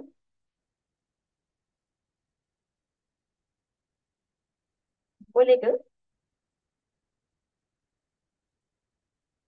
Cikgu, Pak, kelompok apa yang paling penting? Oh, laju Zah tadi. Cikgu baru nak masuk kepada kita punya apa part yang seterusnya. Okay, tadi cikgu cerita dalam kertas dua secara umum lah kan kita ada persamaan dan juga pengiraan baik bahagian A, bahagian B dan juga bahagian C. Okay, so kita tak pergi. So kita ada dalam setengah jam ni lagi kan untuk kita punya seminar petang ni. Okay, cikgu nak pergi kepada bentuk soalan dulu bagi kertas dua bahagian A kita tengok tadi kan bentuk-bentuk struktur lah dan dia akan bagi markah dekat hujung. So korang jawab dia punya soalan ikut markah yang dibagi. Tapi untuk persamaan, korang kena take note yang untuk persamaan dia ada 2 markah lah. Sebab apa? Persamaan kimia kena seimbang. So tak adalah persamaan tu kena bagi 2 persamaan kan. Kalau contoh dia bagi 2 markah, so untuk dapatkan satu persamaan lah. Contoh macam ni kita tengok tadi kan. Okay, so ni dia bagi 2 markah sebab apa? Oh, yang ni satu. Oh, kita ikut markah dia. Dia satu je. Selalunya markah untuk persamaan kimia kita ada 2 lah kan. So ni uh, dapatkan persamaan kimia yang seimbang macam biasalah kan. Lepas tu bagi 2 markah. Dan untuk pengiraan biasanya 3 ataupun 2 markah lah kan. So ni untuk soalan struktur di mana markah telah pun diberi pada hujung soalan. Contoh macam ni bagilah 2 poin contoh kan. Dan kalau korang boleh buat point form korang boleh apa buat dalam bentuk point lah. Okay, so untuk bahagian B, cikgu pergi laju sikit lah di bahagian B dan juga bahagian C, markah dia akan bagi kat ujung juga. Tapi markah tu sekaligus. Maksud sekaligus, contoh kan cikgu scroll sikit, macam ni. 5 markah. Tak kena ada apa contoh. Dia kata persamaan kimia. Dan juga hitung isi padu. So basically macam tadilah kan, bagi 2 markah untuk persamaan dan juga 3 markah untuk kira isi padu. So ni untuk bahagian esei. Di mana bahagian esei ni markah dia akan bagi sekaligus pada hujung soalan. So apa yang korang boleh buat sebagai student adalah korang kena tahu apa yang dia minta dalam soalan. Sebab kadang-kadang ada student macam terlepas tau. Contoh markah dia besar, 7 markah, 8 markah. Dalam soalan tu minta 3 benda je contoh. 3 benda dia minta tu. Tapi markah dia 8 contoh. So korang kena keluarkan contoh markah yang pertama tu untuk apa kan. Korang mesti kena draft lah kan. Korang punya jawapan tu ikut dia punya pemarkahan dia kan. So ni pun cikgu kira korang dah kasi buat jugalah. Sebab tu korang kita dah di penghujung kan, dah nak exam dah kan. So cikgu kira korang dah biasa lah kan dengan format-format exam ni lah kan. Okay, so bahagian C pun sama, cuma bahagian C adalah bahagian esei wajib yang korang kena jawab. Yang korang kena jawab. Macam ni 8 markah dia bagi kan. So dia, macam ni dia minta dalam tu dia nak apa. So ikutlah kepada soalan. Tapi korang kena pastikan markah yang diberi uh, dalam soalan tu korang bagi poin yang cukup untuk dia punya markah. Okay, so kita ada kat sini lah soalan-soalan esei kat sini. Kita cerita sikit lagi untuk esei pula kan. So untuk esei kita ada bahagian B, macam bahagian C, di mana bahagian B adalah esei pilihan. Uh, Cikgu cerita sikit situasi yang berlaku dalam exam sebelum ni kan. Bila kita jawab esei pilihan, kita ada dua pilihan lah. Nak jawab esei nombor 9 ataupun nombor 10. Cikgu nak korang ambil masa 5 minit kan dalam exam kan. 5 minit tu lama kelas untuk korang kan. Decide betul-betul 9 ataupun 10. Sebab apa? Ada student kan dia decide based on chapter. Dia macam, oh saya bila keluar chapter nombor 9 keluar bab ikatan kimia lah contoh kan. Lepas tu untuk soalan nombor 10 keluar tajuk garam lah contoh. Dia macam saya tak suka garam. Saya nak jawab nombor 9 contoh lah kan. Kenapa cikgu bukanlah cikgu tak bagi buat ikut chapter, tapi kadang-kadang kan bila korang tengok pecahan markah dalam soalan tu. Contoh untuk esei kita ada 20 markah untuk bahagian B dan kita ada 20 markah untuk bahagian C kan. C kalau tak ada option. korang ada esei wajib yang korang kena jawab. Tak boleh pilih dah. So, kalau ada peluang dekat bahagian B lah, korang boleh pilih yang mana yang korang boleh skor paling tinggi kelas. Yang korang boleh skor paling tinggi. Dalam arti kata lain, yang korang boleh jawab lah dengan baik.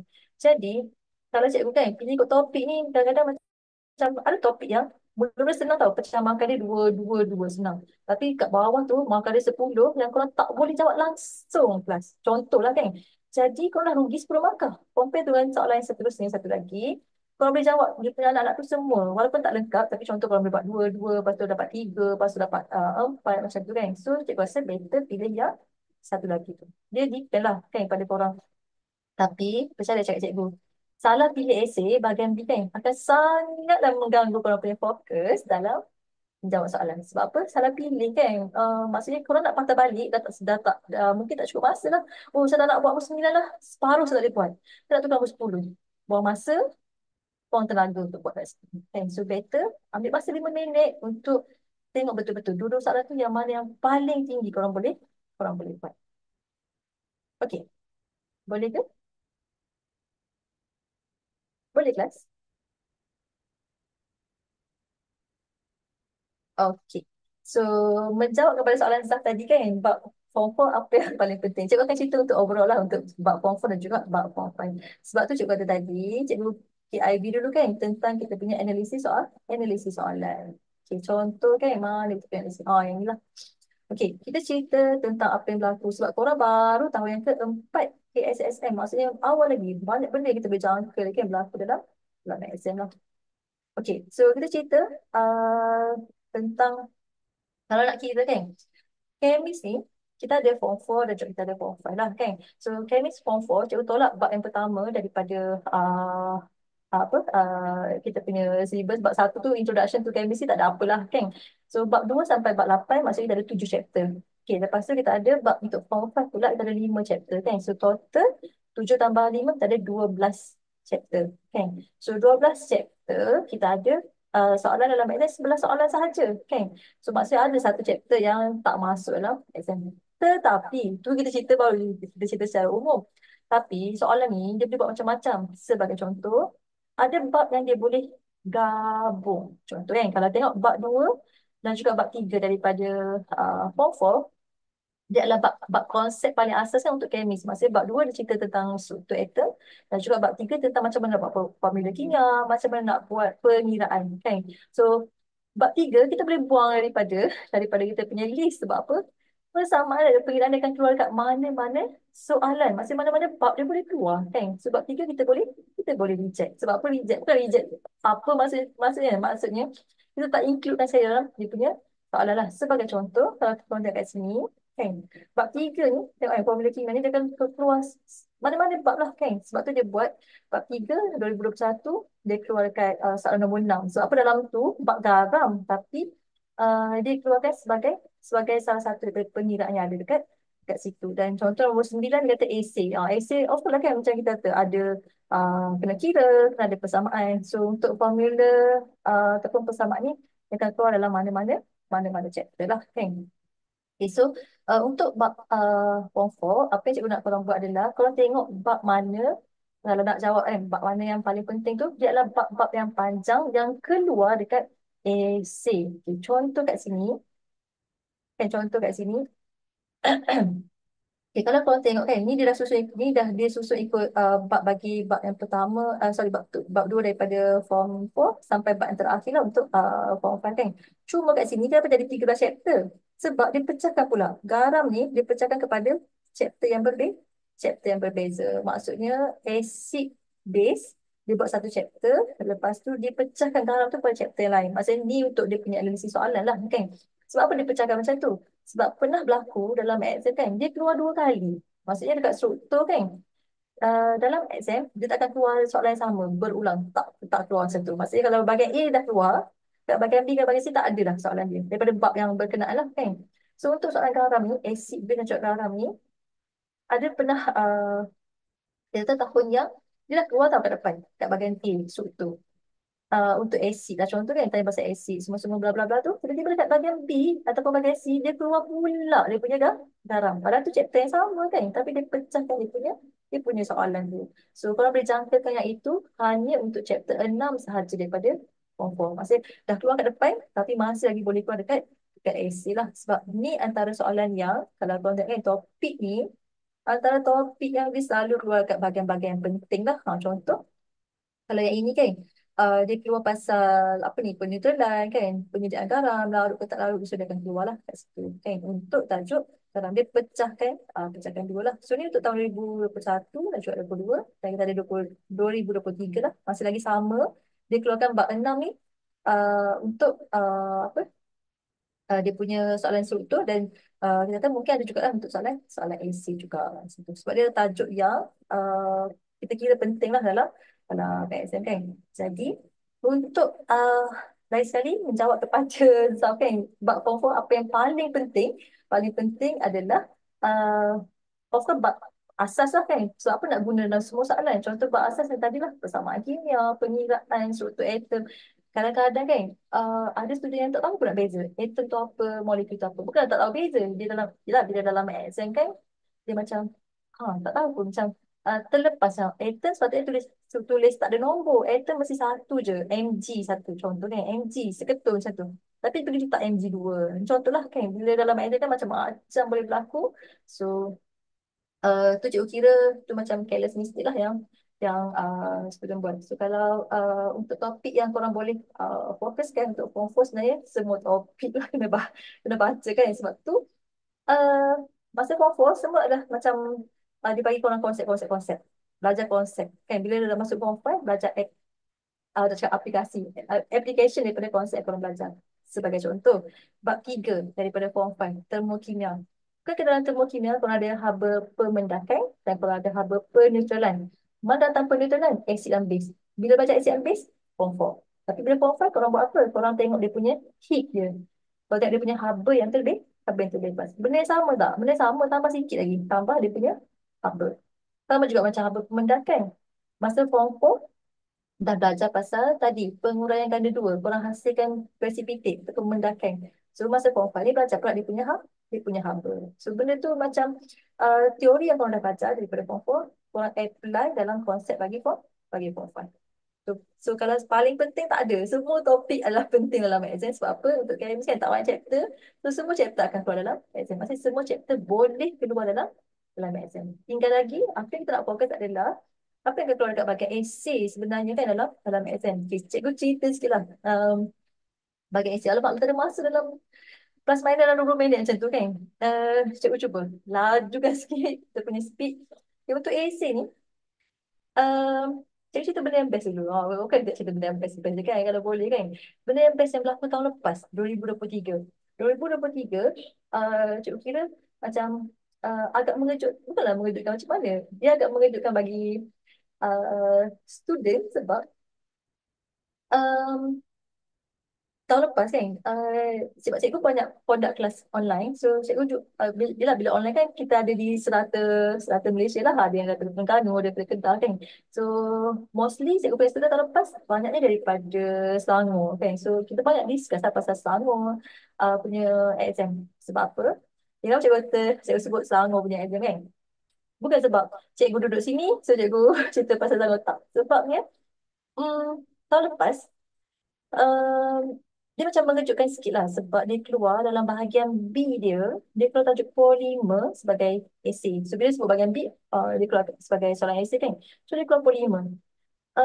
Bila kita buat analisis soalan, okay, maksud analisis soalan kan, lepas ni bila korang ada masa kan, korang kumpulkan soalan-soalan percubaan daripada semua negeri lah kan. Kalau korang ada sebab kita tu sekarang akses internet macam mudah kan, kalau mendapat soalan-soalan percubaan daripada seluruh negeri. So korang boleh tengok apa yang dia keluarkan sebagai essay. Maksudnya korang tengok, okay, contoh Kelantan keluarkan apa tahun ni, Terengganu keluarkan apa kan. So Selangor tahun lepas bila dia keluarkan polimer tu, dia cikgu desain yang student kan, macam masa tu baru habis percubaan untuk dia orang kan. Dia cakap, cikgu tahun ni keluar polimer lah dekat essay. Macam okay, tak apa, relax dulu. Awal masa tu baru tu percubaan kan. Tak apalah, relax dulu sebab kita tak tengok lagi negeri lain keluarkan apa kan. So tahun lepas bila kita dah buat analisis semua kan, hanya ada beberapa negeri, cikgu kata dalam kurang daripada 3 negeri yang keluarkan polimer sebagai essay. Maksudnya sangat rendah lah macam uh, yang keluarkan. Sebab biasanya, okay, ni cikgu cerita yang biasa dulu biasanya untuk tajuk essay kan, kalau korang tengok daripada analisis soalan kan. Kalau tadi AC ni biasanya dia akan ambil daripada bab, tunjuk ambil ni lah, senang nampak sikit kan. Kalau AC ni kalau akan nampak daripada bab sebatian karbon, daripada termokimia, daripada redox, garam, yang tu yang selalu keluar untuk AC. Tajuk-tajuk yang panjang kan, macam tadilah sebatian karbon, garam, kadar tidak balas, tu antara yang sangat macam kerap keluar sebagai AC. So bila Selangor keluarkan tajuk polimer kan, dan antara satu negeri, tak silap cikgu, Negeri Sembilan. So dua negeri ni, tahun lepas dia keluarkan polimer sebagai esei pilihan dia. Bukan esei wajib, sebagai esei pilihan kan. So cikgu macam, oh okay, menarik ni. Maksudnya, polimer kan tajuk yang macam baca je kan, yang macam hafal-hafal macam tu. So cikgu macam, oh okay, menarik ni. Sebab apa? Sebab jarang keluar macam tu.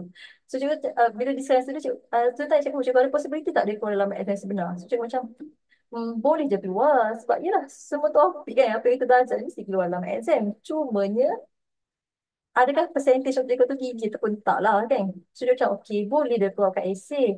Tapi kalau tengok trend macam tahun ni tak famous sangat ni. Maksudnya tak banyak lah yang keluarkan kan. Cuma cikgu kata kat student, uh, cuma kalau boleh jangkakan lah, sekali pound dia keluar dalam esei SPM Selangor, Selangor pula, SPM Chemist 2023, dia keluar polimer sebagai esei pilihan. Dan yang tu, dia kata yang pertama lah yang mengejutkan kan. Yang kedua yang mengejutkan tahun lepas berlaku adalah semua esei yang keluar dekat Selangor, nombor 9, nombor 10, nombor 11, semua esei ni keluar dekat SPM sebenar 2023. Sebiji soalan dia. Nombor 9, dia tukar nombor je. Dekat percubaan, Selangor keluarkan nombor 9 adalah redox dan nombor 10 adalah polimer. Tapi kat exam sebenar, redox keluar nombor 9, polimer nombor 10. Dia tukar nombor je. So, untuk esei wajib pula, Selangor keluarkan dalam percubaan sebatian karbon, dan dalam exam sebenar pun keluar sebatian karbon, dan dia punya flowchart tu sebiji dengan Selangor punya kan. So dia macam push, macam excited lah. Sebab apa? Sebab student kita kan, student kita tu masih student cikgu lah, untuk tahun lepas kan, dah kita dah recap lah tajuk apa kita dah bincang lah apa dia orang punya percubaan semua tu kan, dan keluar sebiji dalam dia orang punya exam sebenar. So tu yang berlaku lah. Apa yang cikgu nak highlightkan sebenarnya adalah, korang tengok percubaan kan. So, dia akan ambil daripada soalan-soalan percubaan jugalah. Maksudnya, penggubat exam kan.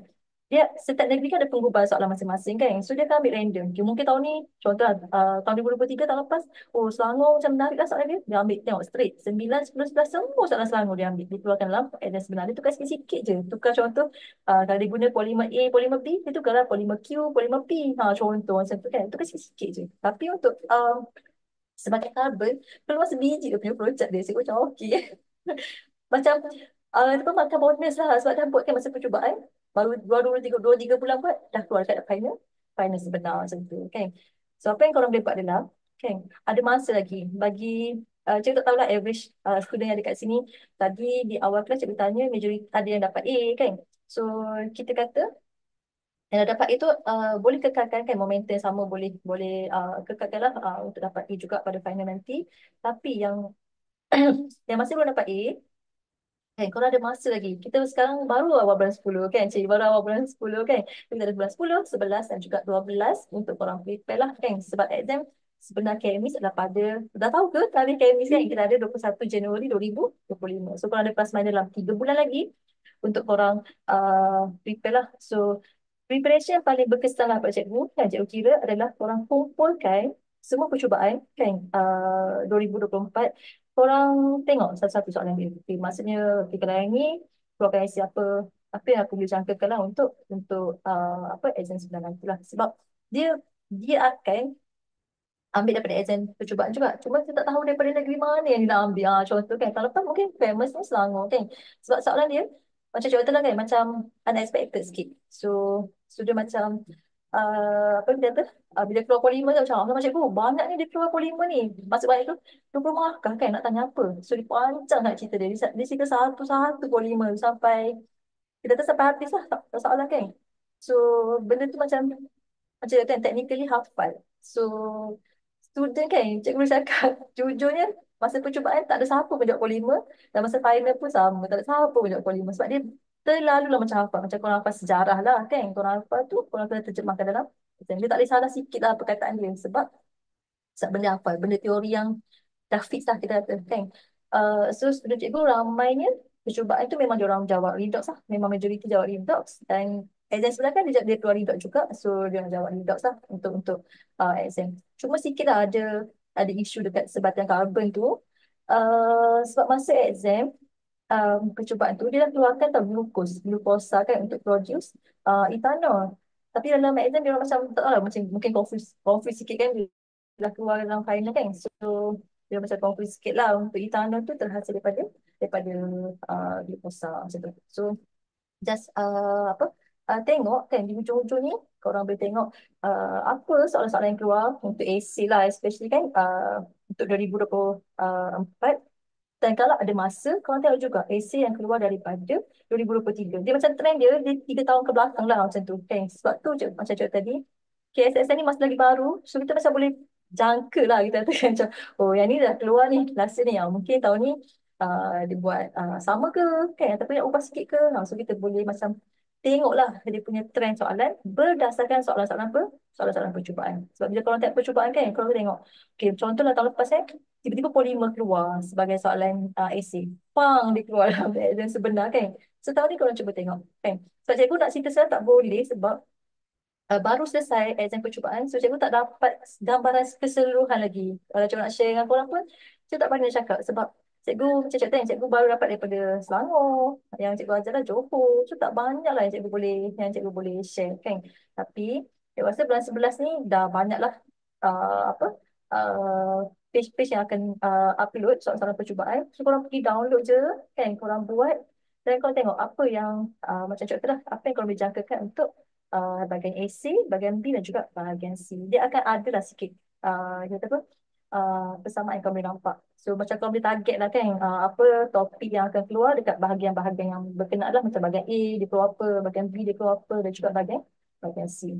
Sebab untuk kemis ni, macam chapter kan, kita tak lari, memang semua chapter akan keluar. Cuma tak tahu chapter mana yang akan keluar dekat bahagian AC dan chapter mana yang akan keluar dekat bahagian B. Okay.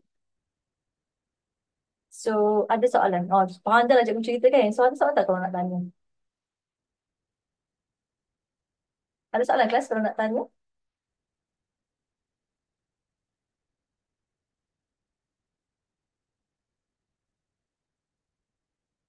Ada soalan tak yang kalau nak tanya, ataupun kalau nak share ke apa-apa? Hmm.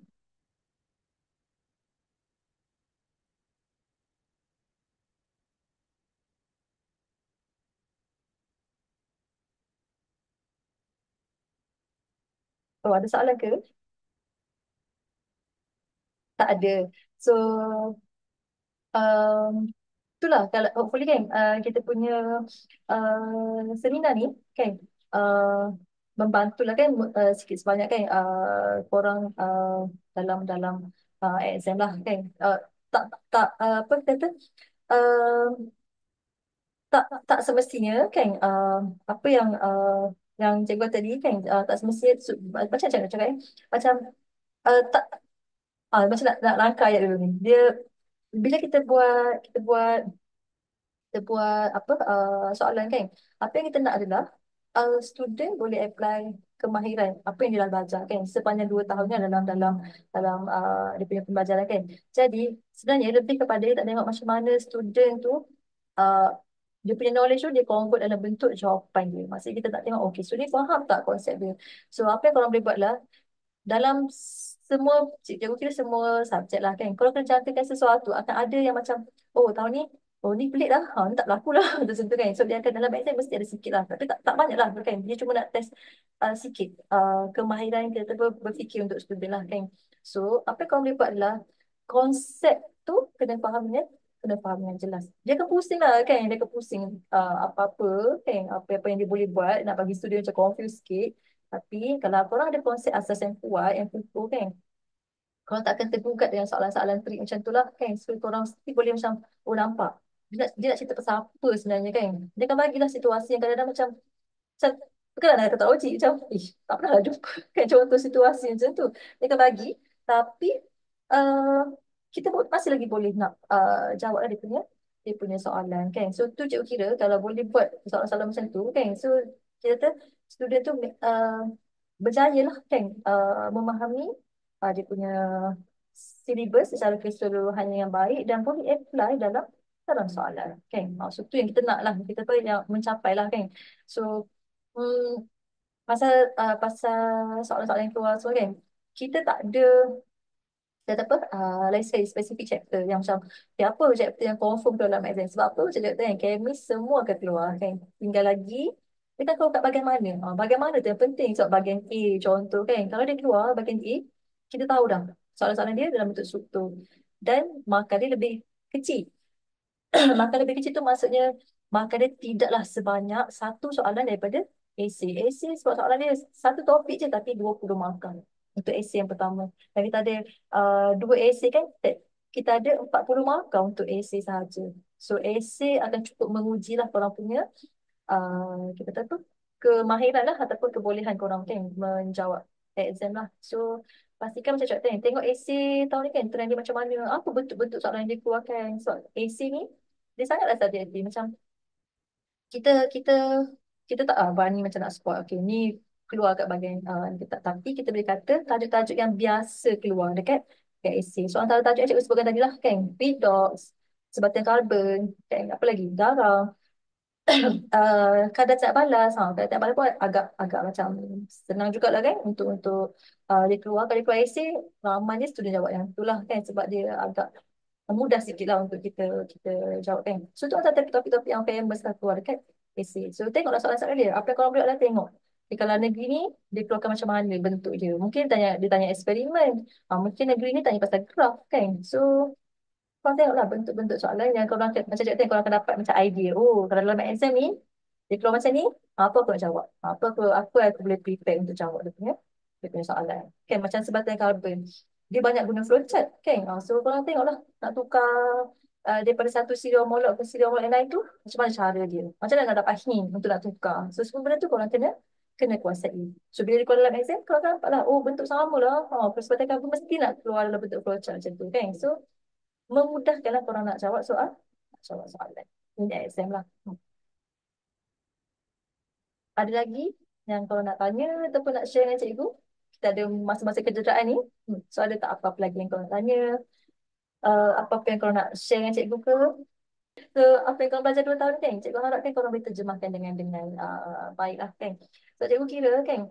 Uh, Selagi kita belum sampai ke hari exam kan, so kita tidak korang ada masa sebenarnya untuk korang nak revise lah, perbetulkan apa sahaja konsep yang korang rasa masih lagi kurang kan dalam dalam exam percubaan hari itu, supaya benda yang sama tidak berulang dalam dalam exam sebenar nanti lah kan. Sebab bila korang masuk exam sebenar nanti, korang dalam keadaan yang bersedia kan. Bersedia dari segi apa? Dari segi mental juga fizikal lah kan.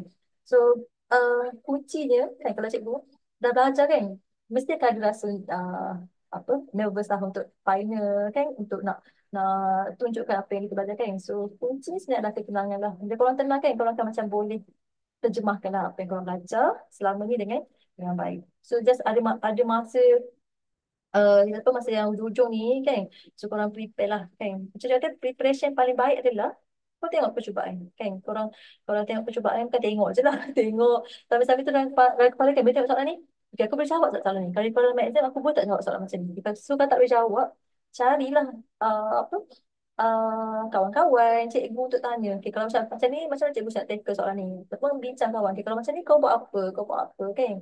So hopefully benda tu membantulah korang score dalam exam sebenar nanti. Macam tu. Kan? So itu sahaja daripada cikgu untuk petang ni.